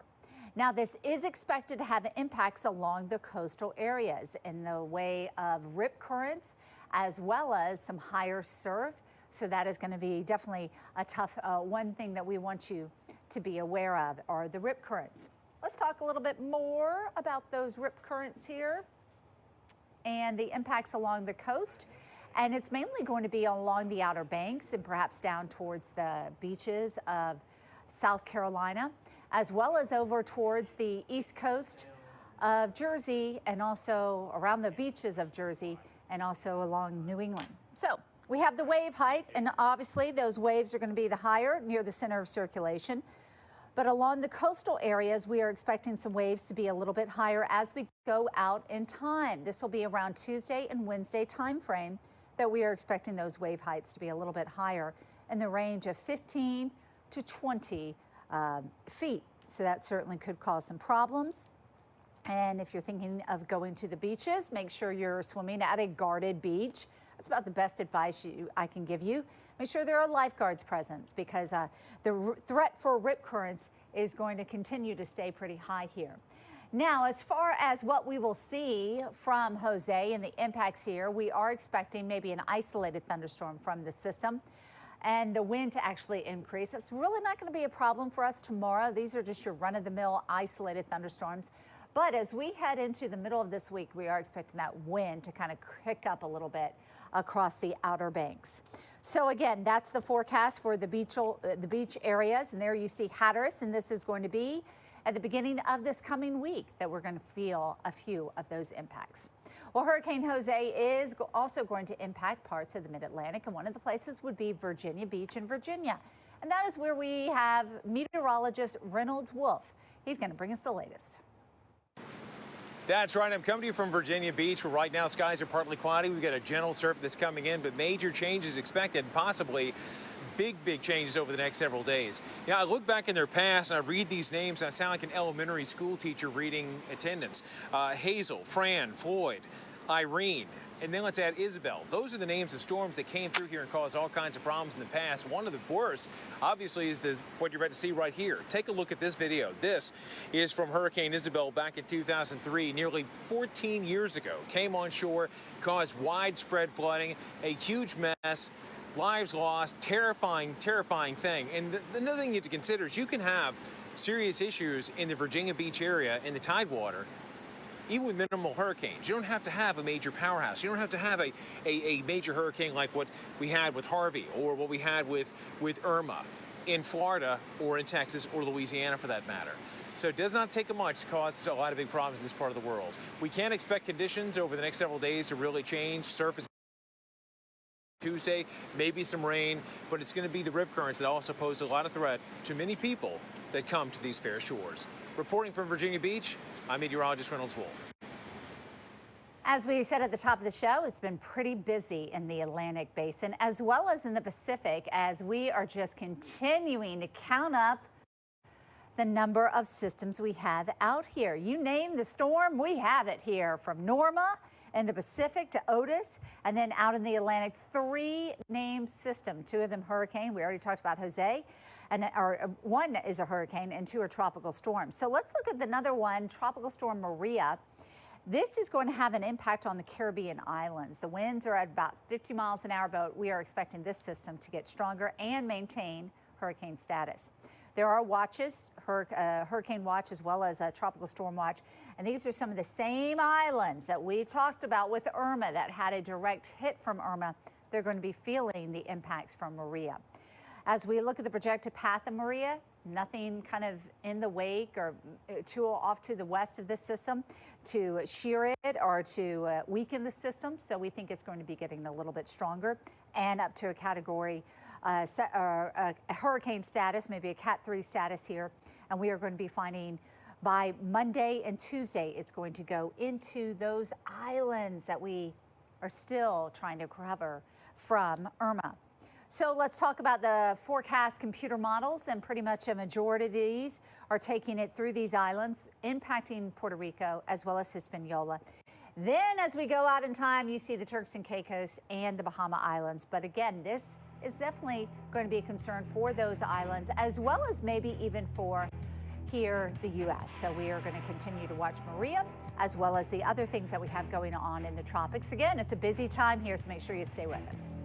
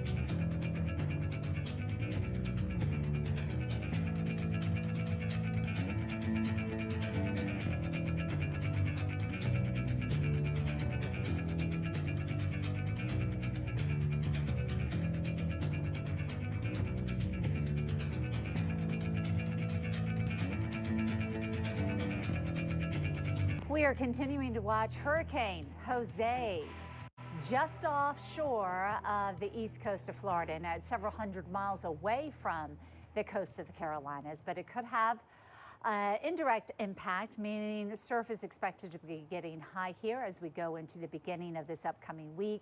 There you see the forecast for the wave heights really increasing, especially around the center of circulation. This could also have an impact across the southern shores of New England. So that is something we're going to be watching.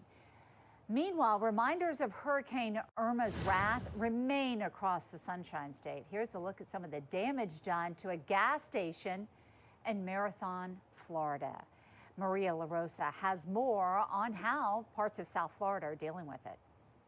Here in Marathon, Florida, the sun is blazing, temperatures in the 90s, but for some, it's the first time that they're getting a view of their home or their business, as business owners and residents are now being allowed this far south through the Keys. It is not until tomorrow morning that you get the lower Keys and Key West residents and business owners allowed to return. But here, there's obviously a lot of work to be done. Behind me, you have a gas station which felt the full force of Irma, damage because of the winds, but also evidence of the push of water. A lot of this debris on the opposite side of the street entangled up in seaweed. So you have evidence there of some of the water.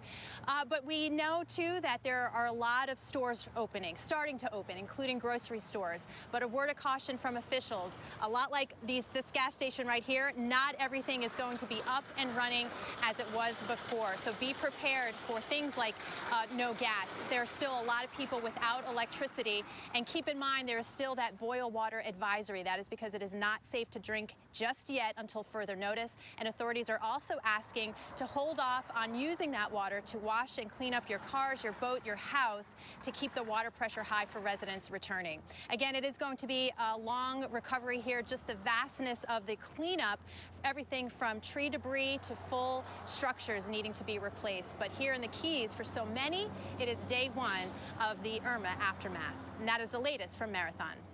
It is just amazing, the devastation across parts of the Keys. There you saw Marathon. Well, let's take you into Big Pine Key. This came very close to the center of circulation. This is how it looked before Irma moved through. There you can see several homes as well as a few waterways here. A lot of people able to park their boats right behind their homes. And these are sturdy structure. Over here, we do have some mobile homes, but right here along the shoreline, we have, again, strong homes, but this is what it looks like now, and you can just see the devastation with those strong winds from Irma, the wrath that the storm did, just knocking down the homes and a lot of the ripping it right down to the foundation. You can also see the vegetation gone as well. Let's talk about the forecast for cleanup efforts. We are looking at something going through the upper portion of the atmosphere. It shows up a little well there on the satellite picture. It's not expected to really hamper any recovery efforts in Florida. We're expecting a lot of sunshine, a lot of hot weather. It is still very warm here. In fact, temperatures are going to be a little bit above average for many cities over the next few days. And the humidity is going to be high as well, so that's going to make it feel a little bit hotter. There you can see the forecast for Key West, heat index of 97.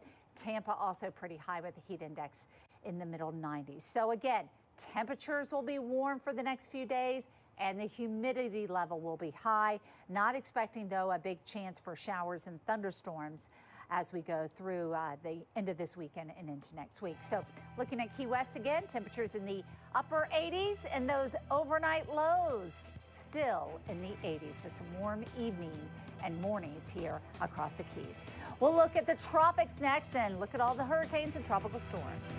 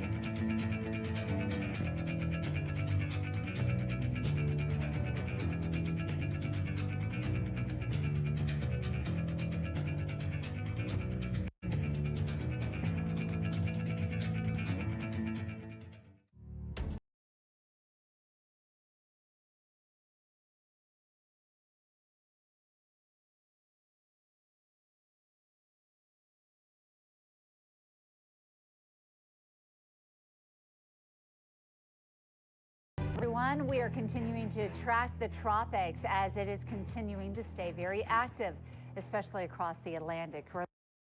The hurricane, once again, offshore of the U.S. coast. For the most part, it is going to, at least the center, will stay offshore, but we are going to be seeing some impacts from this hurricane. This is Jose with winds at about 80 miles an hour. It's up to a Category 1 status. And for the majority, we think it's going to stay offshore. We see these clouds back over here into Florida. That's a trough that is in through the upper portion of the atmosphere, and that's going to keep the bulk of Jose away from the U.S. mainland. However, there's always a however. We want you to be aware of this if you live along the coastal areas, because beach erosion, rip currents, high surf, gusty winds, that could all be a huge possibility with this system as it pushes off to the east of you. Here's the projected path. And again, it gets a little bit stronger. At least it maintains this 80 mile to 85 mile per hour strength. The water's still rather warm in through this area. And then when it gets just to the south of the New England area or east of the Northeast, it is expected to weaken and pick up a little bit of strength.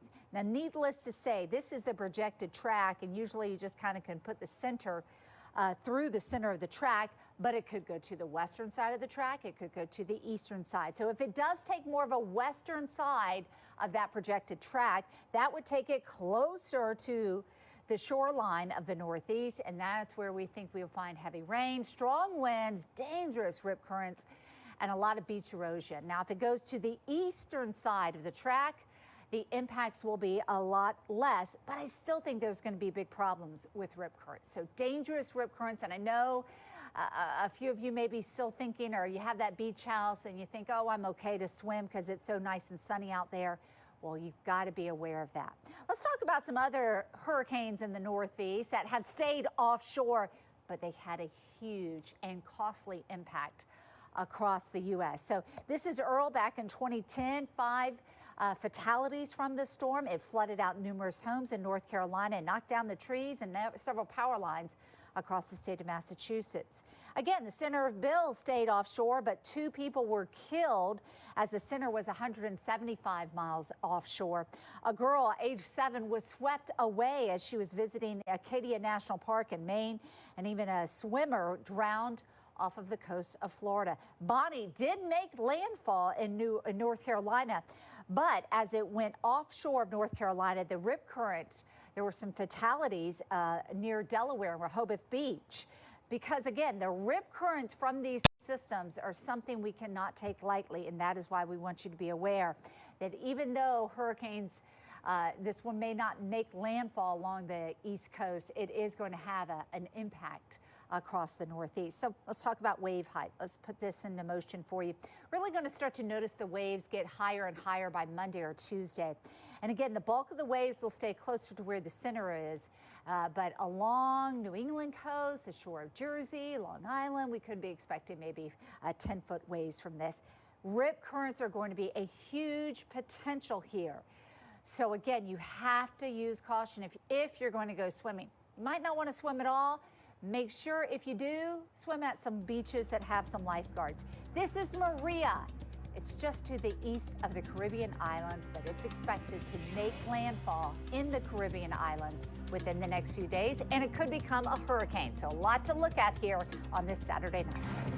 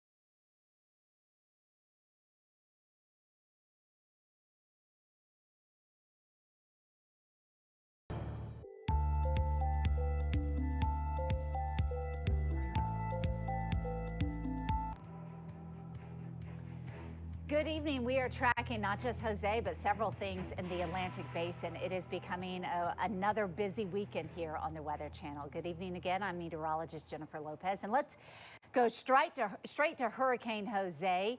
It is a Category 1 hurricane with winds at about 80 miles an hour. But as it moves a little bit to the north, it could be getting a little bit stronger over some warmer water here. So that's going to perhaps strengthen the system as we go into maybe tomorrow or even into early Monday. It is well away from the east coast of the U.S., and it's going to stay pretty much offshore for a majority of the time. But it is going to be having an impact across the eastern areas as far as wave heights, beach erosion, rip currents, maybe even some gusty winds. So let's have a look at this system. Do we got it up and running? Maybe. All right, there we go.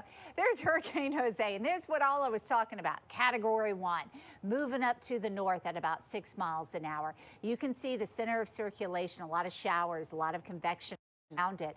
That's indicated by our satellite picture. Hurricane hunters have been out, and they did indicate that the winds were up to a Category 1 status.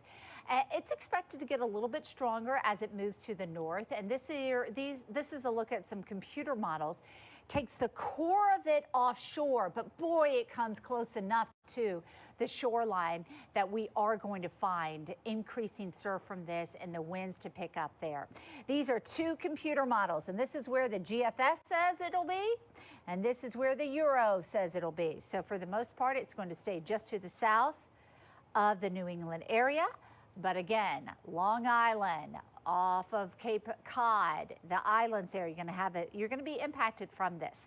Water is warmer where it is right now, and it's going to be getting a little bit warmer, but then it gets up into the jet stream, and that's where we find cooler water. So it is going to decrease in intensity as it moves closer towards the northeast. So again, let's have a look at that forecast and projected path.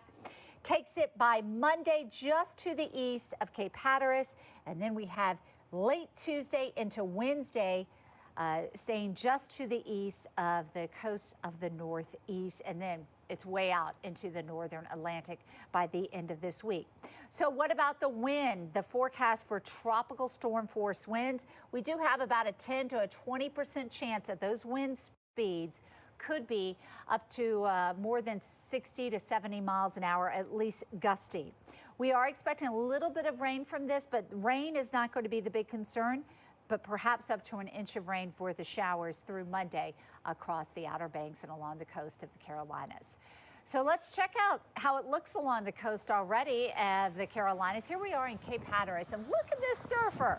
He's hanging 10, having a good old time out there, but we want you to be extremely concerned about rip currents. That is one of the biggest threats from this hurricane. Again, the center is going to be well offshore, but we are going to continue to watch out for dangerous rip currents as those wave heights are going to increase. So let's talk more about the wave heights and what we're expecting right along the beach areas and along the coast. The waves, the highest ones, 20 to 25 feet, they're going to be right around the core of the hurricane. But you can see those wave heights anywhere from 10 to 15 miles an hour. So I know surfers are licking their chops looking at that. But again, we want you to be aware of rip currents and pay attention to the flags that will be flying along the beaches, because there's a high chance for some very dangerous rip currents as we go through the next few days. Let's talk a little bit more about rip currents. See here, you have a sandbar, and then you have the water going up and over that sandbar. Well, when it gets trapped from the shoreline to where that sandbar is, it gets trapped in there and it creates a gradient. Well, that water has to go somewhere, so it goes back out, and you're trying to swim in this mess, but you're getting carried way out there, and you say, no, I want to go back to shore and I want to swim, and it's very dangerous. So it's so easy for me to say this is what you should do. You should swim with the rip current. Again, that is how you get out of it. You swim and you finally get out of the current, and then you find that current that is taking you back to shore. So that, again, is the dangers of rip current. Just swim at a beach that has a lifeguard. That person's going to say, nope, don't go in the water today, or hey, watch out because there's a rip current. This is what you can actually see, a break in the sandbar and that water going back out into the ocean. All right, well, the Caribbean island of Barbuda is now a ghost town with no one staying behind. You can see why, because of the hurricane damage from Irma. What it caused, and now there's another threat in sight. Yes, we are looking at something else. This is not Jose, but another tropical system that could have another impact on that same island or the Virgin Islands or some of the Leeward Islands. This is Tropical Storm Maria. Winds are up to 50 miles an hour. It is moving off to the west at a little bit of a speed, about 19 miles an hour. And it's expected to become a hurricane because there is nothing to impede this or weaken it as it moves off to the west. This is the water vapor loop, and it shows you that, again, drier air is off to the west, but not dry enough to really shake the system up. So no shear is expected to really weaken the system. So as we go out in time, we expect it to become a hurricane. By Monday, really into Tuesday morning, it will be into, get my pen going here, into those islands that just got hit by Irma. So again, those are the Leeward Islands, the Virgin Islands, even into Puerto Rico by Wednesday, Puerto Rico. And look at that wind speed, up to 120 miles an hour. And I know what you're thinking. Wow, this is very reminiscent of Irma and the projected path that it took. Well, there are tropical storm warnings, or rather watches. These will most likely become warnings as the system gets closer to these islands. But it certainly now is the time to prepare for another hurricane to have an impact. So there is Irma. The path of Irma took it over some of these islands. Tropical Storm Maria is a little bit to the south of there, but it's expected to move off to the northwest, and that would take it closer to those islands. So again, the projected models indicate that this could be a huge threat for the Virgin Islands as well as into Puerto Rico, and then eventually into the Turks and Caicos if it continues on this path. The Bahama Islands and even the eastern coast of the United States need to be aware of this system. We have days to watch it, and we're going to continue to do just that. This is Tropical Storm Lee. It's another system that is closer to Africa right now, but I did want to point this out that it is very, very active in the Atlantic. Well, if you're trying to clean up a house that it was flooded by a tropical storm or a hurricane, you're in a race against mold and bacteria. Well, our senior hurricane specialist, Brian Norcross, explains what needs to happen.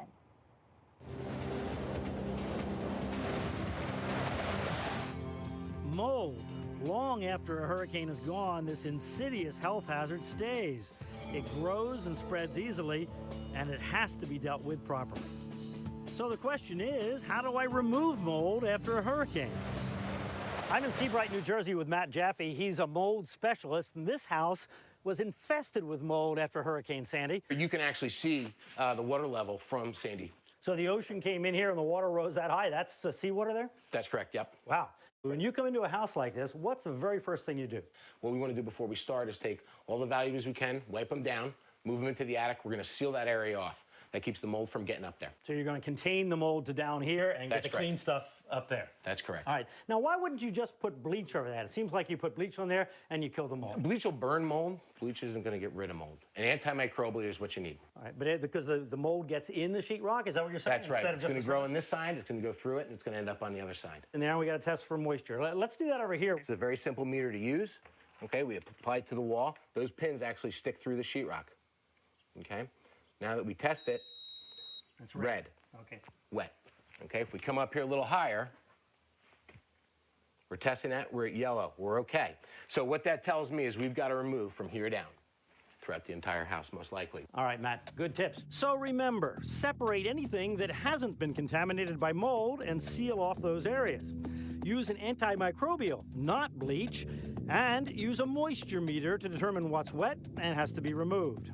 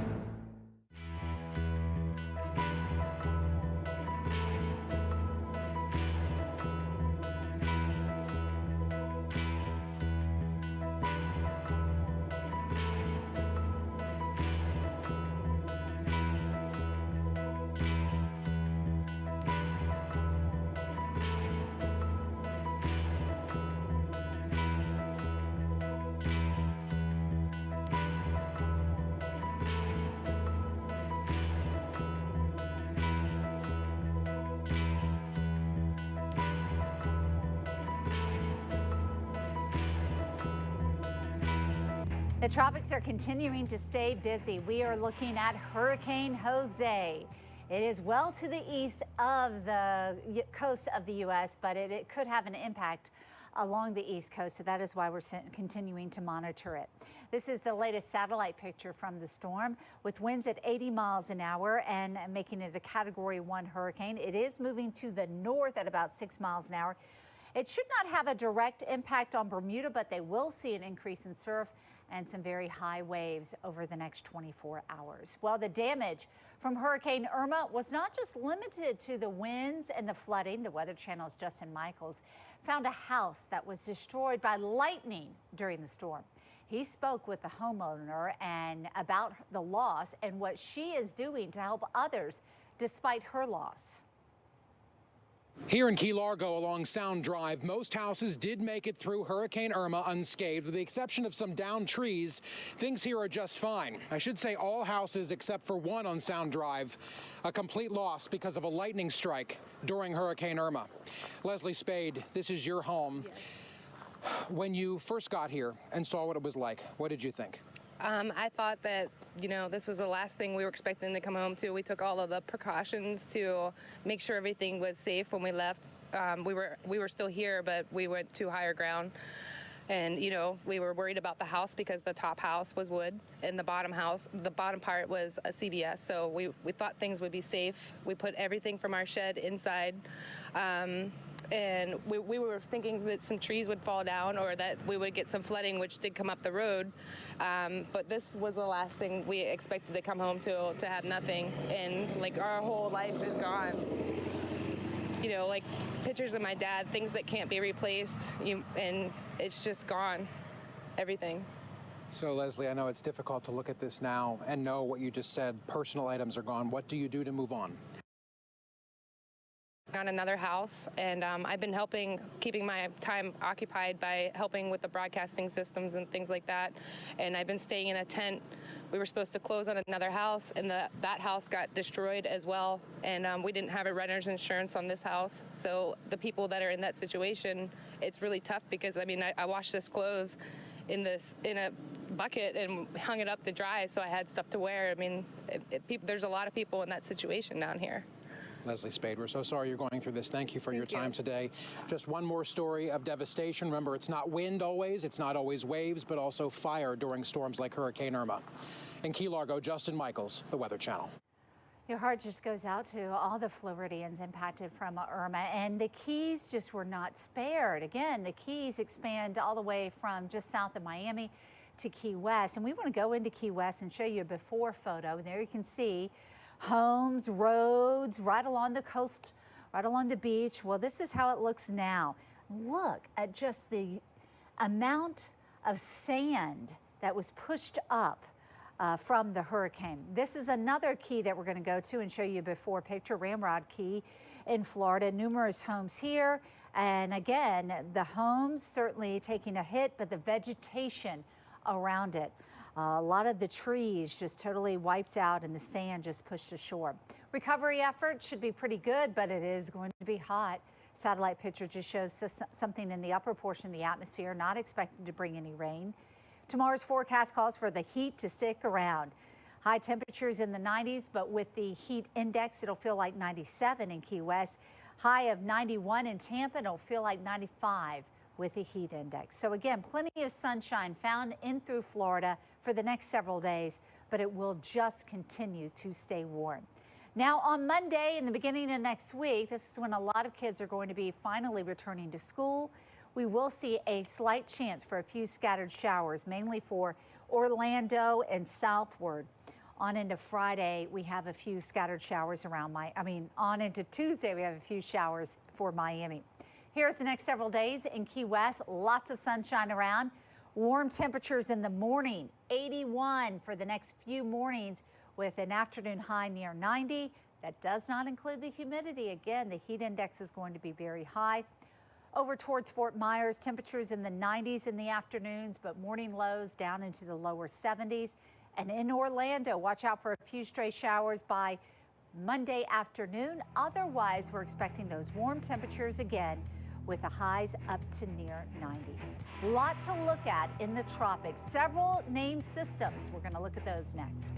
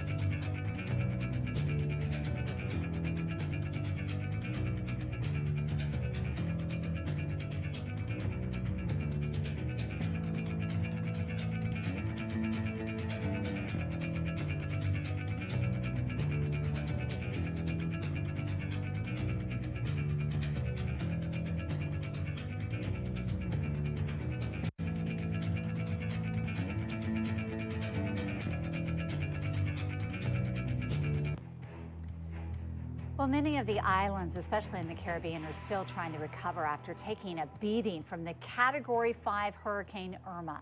People on the island of St. Martin are standing in long lines to just get food. Electricity has been restored to some communities, but running water is scarce. And now we have a new threat on the horizon in parts of the Caribbean. NBC's Ron Mott shows us what is allowing some people to start the rebuilding process now and the challenges left for those who live in St. Thomas. Well, good Saturday to you from St. Thomas. It's a beautiful Saturday in St. Thomas. That's nothing unusual. What is unusual is this island is trying to pick itself up after taking a huge Category 5 thumping from Hurricane Irma 10 days ago. And it probably feels 10 times longer than that for the people who survived that storm and are living day to day with the realities of the debris and all of that. Can tell you about a couple of things. Power is very limited here on the island. They have managed to restore power to certain parts of downtown, which is critical for some of the banking, and people need to come out to get money from the ATM machines and whatnot.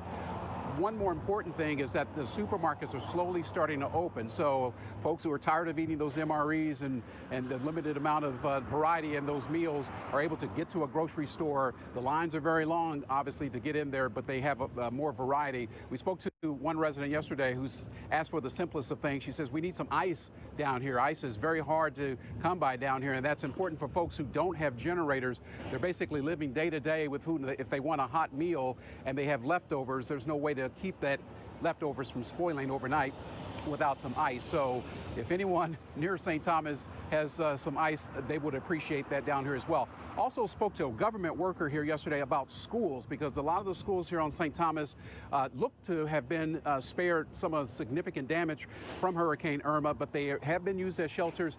All these children have not been back to school. There were some options of having kids go to school and enroll on St. Croix to our south, which is not necessarily obviously convenient for families. So that is going to be an issue here. The one mother told me that she was told that her kids may not go back to school until the new year. So she's got to figure her child care issues out over the next couple of months. The gas lines still very long. Availability still seems to be pretty good for fuel, which is helping people get around. They have extended the hours that people can be out on the streets now from 10 a.m. until 6 p.m. until 10 a.m. and that's the time when the relief crews are trying to get a lot of the infrastructure work done overnight while they have the traffic and the streets to themselves. So that's the latest here in St. Thomas. The governor again warning people and cautioning them to just manage their expectations. This is not going to be an easy recovery. That's the latest here on St. Thomas. For the Weather Channel, I'm Ron Mott. Listen back to you. Now let's look at the tropics. And there's a lot going on, not just in the Pacific, but of course across the Atlantic. We have 5 named storms or named systems. 2 of them in the Pacific are tropical storms, and in the Atlantic we do have a hurricane and 2 tropical storms. So let's have a look at the ones in the Atlantic. Our first one is Hurricane Jose. It is about 400, almost 500 miles away from Cape Hatteras in North Carolina. But the winds are at about 80 miles an hour. It could get a little bit stronger before it is expected to get much weaker. This is the visible satellite picture from earlier today and shows the center of circulation just off to the south of Bermuda. It's not expected to move on land across the East Coast. There's a trough that's setting up over Florida that's going to help to steer that system northward. But even though it's not going to hit the U.S., there is this small chance perhaps across Cape Cod and towards the islands. Projected path by Wednesday could put it very close to there. But even though this system is not going to have a direct impact, it is expected to really kick up the surf and very dangerous rip currents across the East Coast. We really want you to be aware of that for the next several days. Computer models, the GFS keeps it offshore as well as the Euro, and they're fairly similar in the same areas as we head out into Tuesday night. Tropical storm force winds, now those could get a little bit closer to shore, and that does include the Outer Banks. Maybe about a 20% chance that winds are expected to get stronger for you, probably by Monday or Tuesday, and then we'll see those winds increase a little bit by late Tuesday and into Wednesday and Thursday farther to the north. Wave heights, that's what we're really worried about with this storm. The rip currents, the beach erosion, the wave heights, they could be anywhere from 15 to maybe up to about 35 feet there. So that certainly could be a problem. You can see it's coming pretty close to the islands as well as Cape Cod and increasing your surf. That'll be later this week by Thursday and Friday, coming closer to the New England coastline. This is Maria tropical storm, but it's expected to become a hurricane. Where is this? It is east of the Caribbean islands, expected to move closer to those islands. And perhaps as it gets to become a hurricane Monday and Tuesday, we're looking at another landfall system in the Caribbean.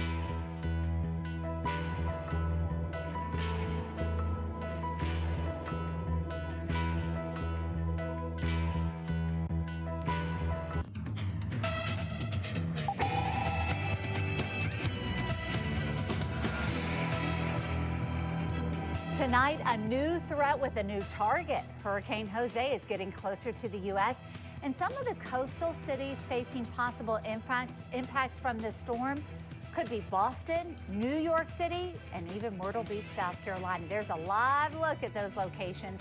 Looking at a little bit of fog that could be a problem around Boston, especially as we head into tomorrow morning.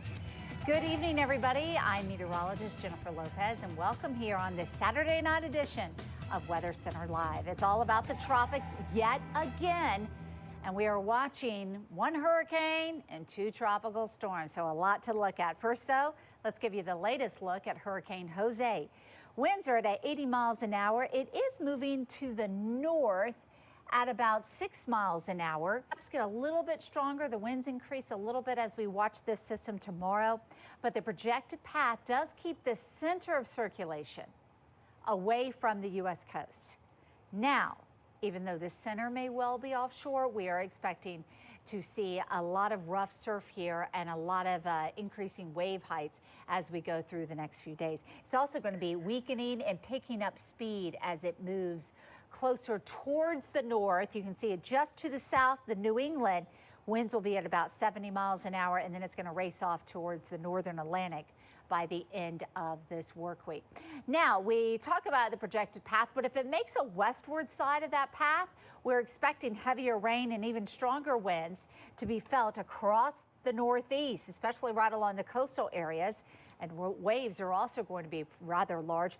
If it goes more of an easterly track, we are still expecting maybe a little bit of rain across portions of southern New England, but the big concern here would be the large waves and still the beach erosion and the dangerous rip currents. So again, rip currents and coastal impacts, that's the biggest concern from this system as we watch it. Here's a few of the computer forecast models.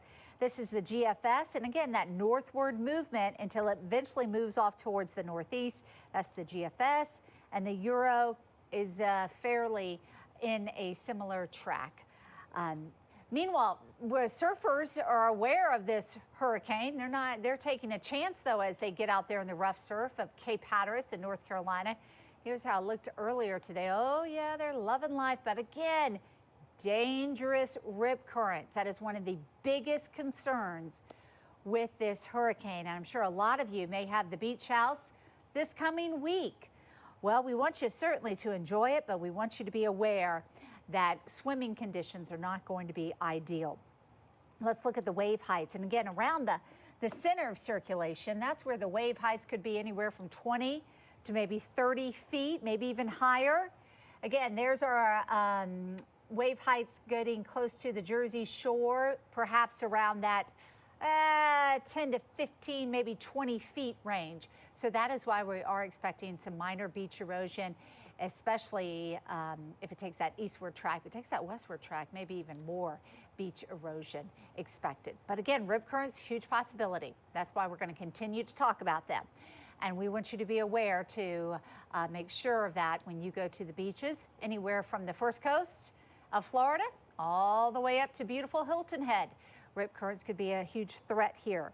Lots of sunshine in Hilton Head tomorrow, maybe a few stray showers coming into Myrtle Beach. That rain chance is high, up to 80%. Again, maybe a stray shower associated with this hurricane, but the winds should not be a problem tomorrow. Again, in Hatteras, we are expecting maybe a few isolated showers. So let's talk a little bit more about the coastal areas. This is mainly going to be the beginning of the week that we'll feel this in Hatteras. And again, those wind speeds could be as high as 25 miles an hour, and rainfall is expected to be just less than an inch. Well, Hurricane Jose is also going to impact parts of the Mid-Atlantic. One of the places is going to be Virginia Beach. That is where we find meteorologist Reynolds Wolf with the very latest.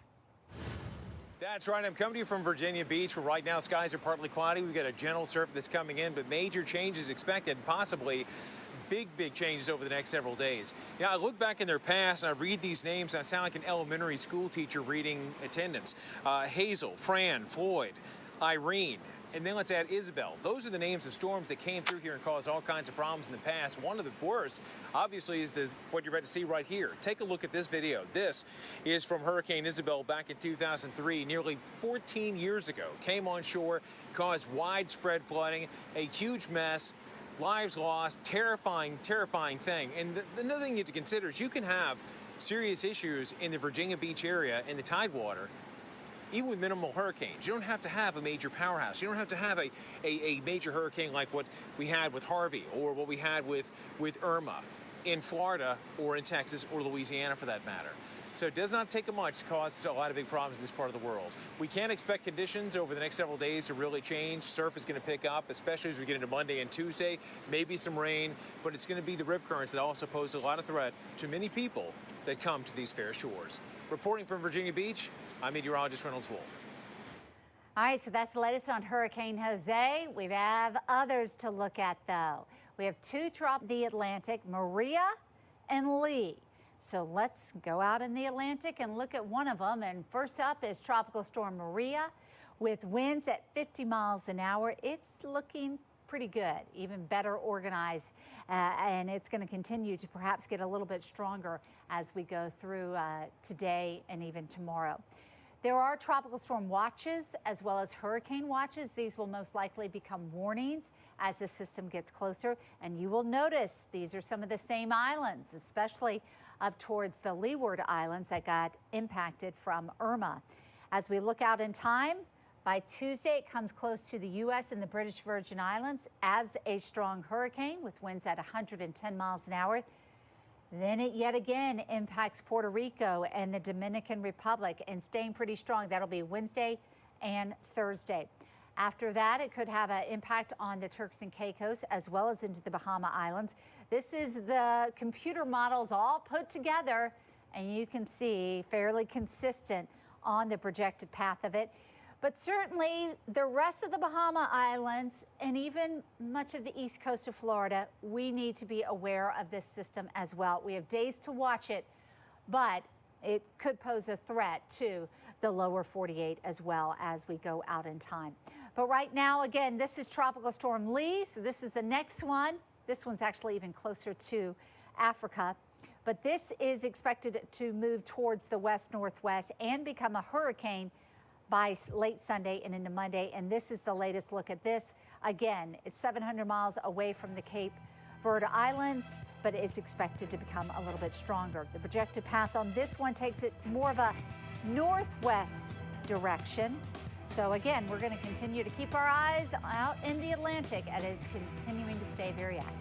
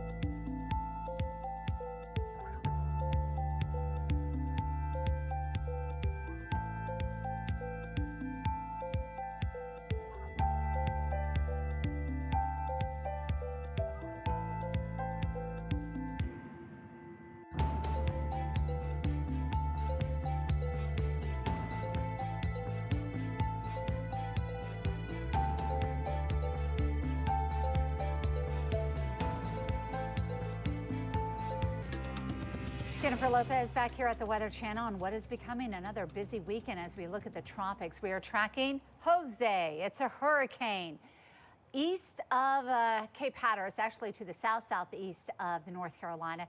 Winds are up to about 80 miles an hour. It's a Category 1 hurricane. You can see the movement there is up to the north at about 6 miles an hour. Now, this system could become a little bit stronger. We don't expect it to have a direct impact on the East Coast, but it is going to have a lot of strong waves and a lot of huge rip currents here, a lot of surf that's going to perhaps cause some beach erosion as we go through the next several days.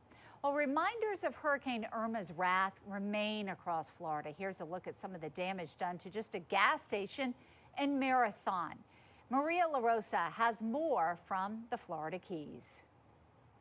Here in Marathon, Florida, the sun is blazing, temperatures in the 90s, but for some, it's the first time that they're getting a view of their home or their business, as business owners and residents are now being allowed this far south through the Keys. It is not until tomorrow morning that you get the lower Keys and Key West residents and business owners allowed to return. But here, there's obviously a lot of work to be done. Behind me, you have a gas station which felt the full force of Irma, damage because of the winds, but also evidence of the push of water. A lot of this debris on the opposite side of the street entangled up in seaweed. So you have evidence there of some of the water. But we know too that there are a lot of stores starting to open, including grocery stores. But a word of caution from officials, a lot like this gas station right here, not everything is going to be up and running as it was before. So be prepared for things like no gas. There are still a lot of people without electricity. And keep in mind, there is still that boil water advisory. That is because it is not safe to drink just yet until further notice. And authorities are also asking to hold off on using that water to wash and clean up your cars, your boat, your house, to keep the water pressure high for residents returning. Again, it is going to be a long recovery here, just the vastness of the cleanup, everything from tree debris to full structures needing to be replaced. But here in the Keys, for so many, it is day one of the Irma aftermath. And that is the latest from Marathon. Let's look more about at the Keys and take some before and after pictures. These are always just incredible to look at. Here we are in Big Pine Key, where the center of Irma came extremely close. Again, coming right near Big Pine Key. And you can see homes as well as even waterways behind the homes where people are able just to put their boat right in there and then go out into the ocean. This is how it looks right now. And you can see one boat there, another maybe vessel there. But what you also see is just the vegetation just destroyed from Irma. Of course, many of the homes damaged as well, but just the debris just being pushed up here as well as here out into the waterways. You could look at this for just several minutes. It's just been incredible, some of the before and after pictures. Well, the cleanup effort continues, and it's not just the Keys, it's all through Florida. I've been talking to several of my relatives, and they are finally getting the power back on. Satellite picture shows a quiet setup, especially for tomorrow for recovery efforts, but it is going to be a hot day. Temperatures well up into the 90s to the upper 80s. And even though we have the high temperatures, we also are expecting that humidity to be up there. So the heat index is going to be very unbearable, perhaps. Heat index of 97 in Key West for tomorrow. Looking over into Orlando, heat index of 89. In my hometown of Jacksonville, heat index also expected to be up to around 92 to 90 degrees over the next few days. So again, hot weather is expected to stay right over Florida, hoping a lot of folks get their electricity back on. Lots of sunshine found around the Keys. Warm mornings. Temperatures just dropping down into the 80s for morning lows, and those afternoon highs hot as well into the upper 80s.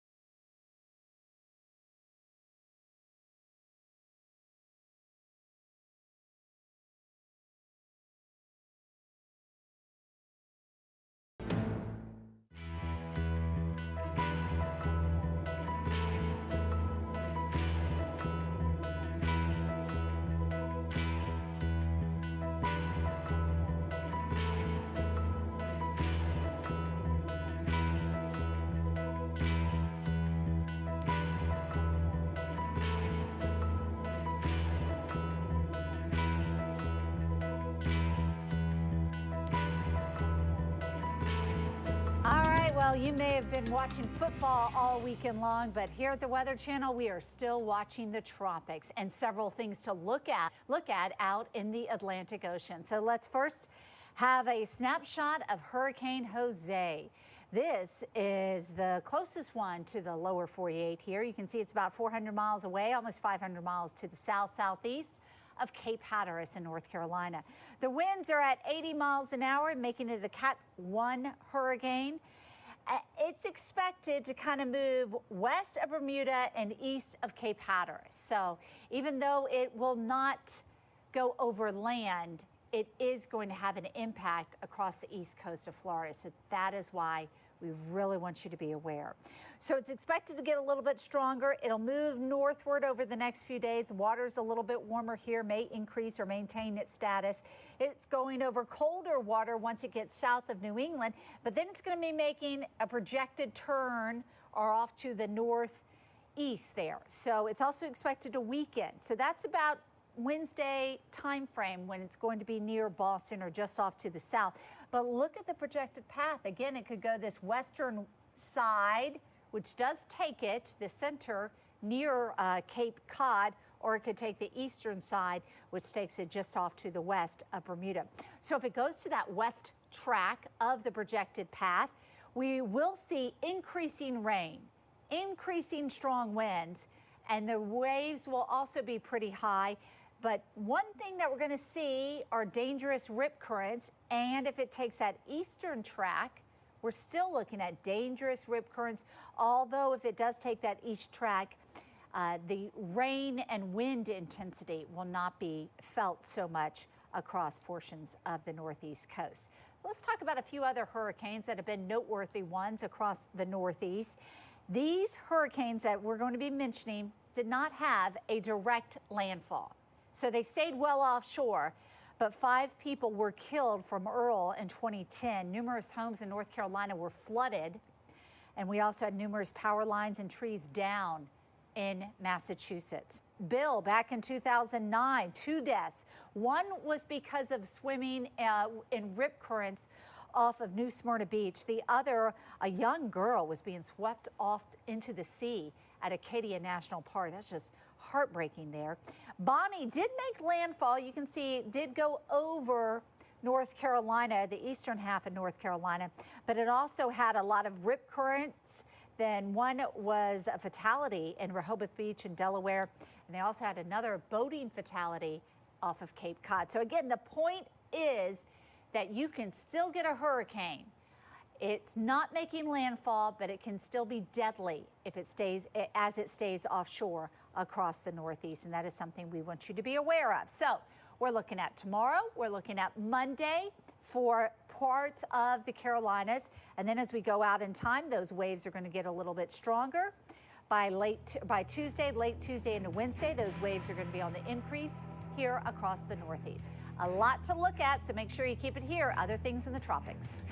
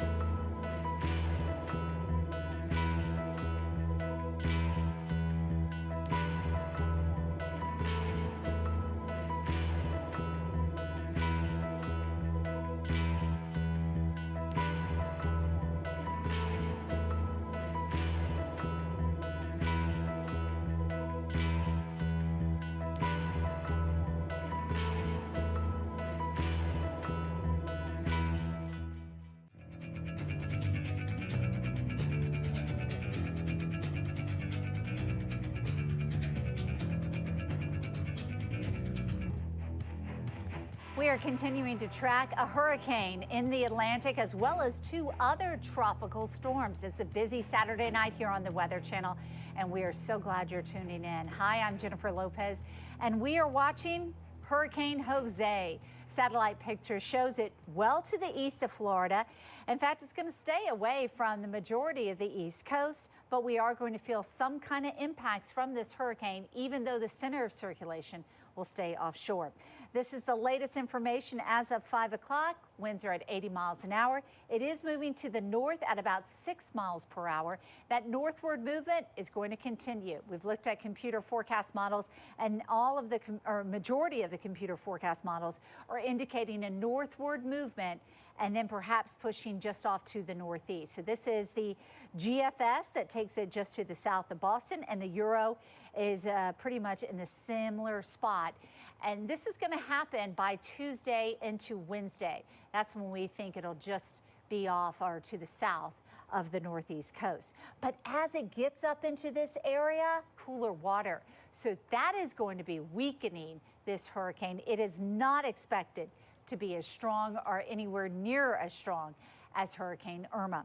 This is the projected path, maybe increasing up to 85 miles an hour. But once it gets into those cooler waters, look, we're at 65 miles an hour to 70 miles an hour, and that would be Tuesday night into Wednesday night. This is the projected path. Now, even though the path doesn't take the center of circulation right over shore or right on land, we are expecting some tropical storm force winds where the gusts could be more than 50 to up to even 70 miles an hour. And you can see the probability is about 10% to 20% right across southern New England and over New Jersey and the eastern half of North Carolina. Rainfall from this, perhaps up to an inch. It's really not expected to bring a lot of rain at all. You can see the majority of that rainfall is going to be out into the Outer Banks and portions of eastern North Carolina, but it may come up even closer towards Virginia Beach. Well, again, rainfall's not the big concern, but rip currents are what we're really worried about, and high surf and beach erosion that could certainly cause a lot of problems along the coastal areas.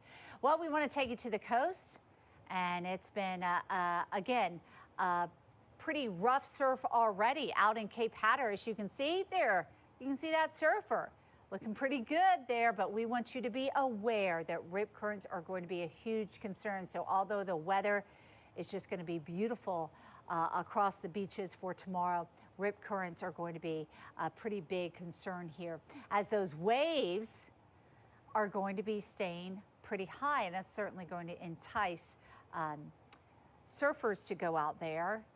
Gosh, there's a lot of them out there. Look at them, and it really is just incredible, the height of the waves, even though that hurricane is almost 500 miles away. Well, guess what? Those waves could get even higher as we go through the next few days. This is a computer forecast model.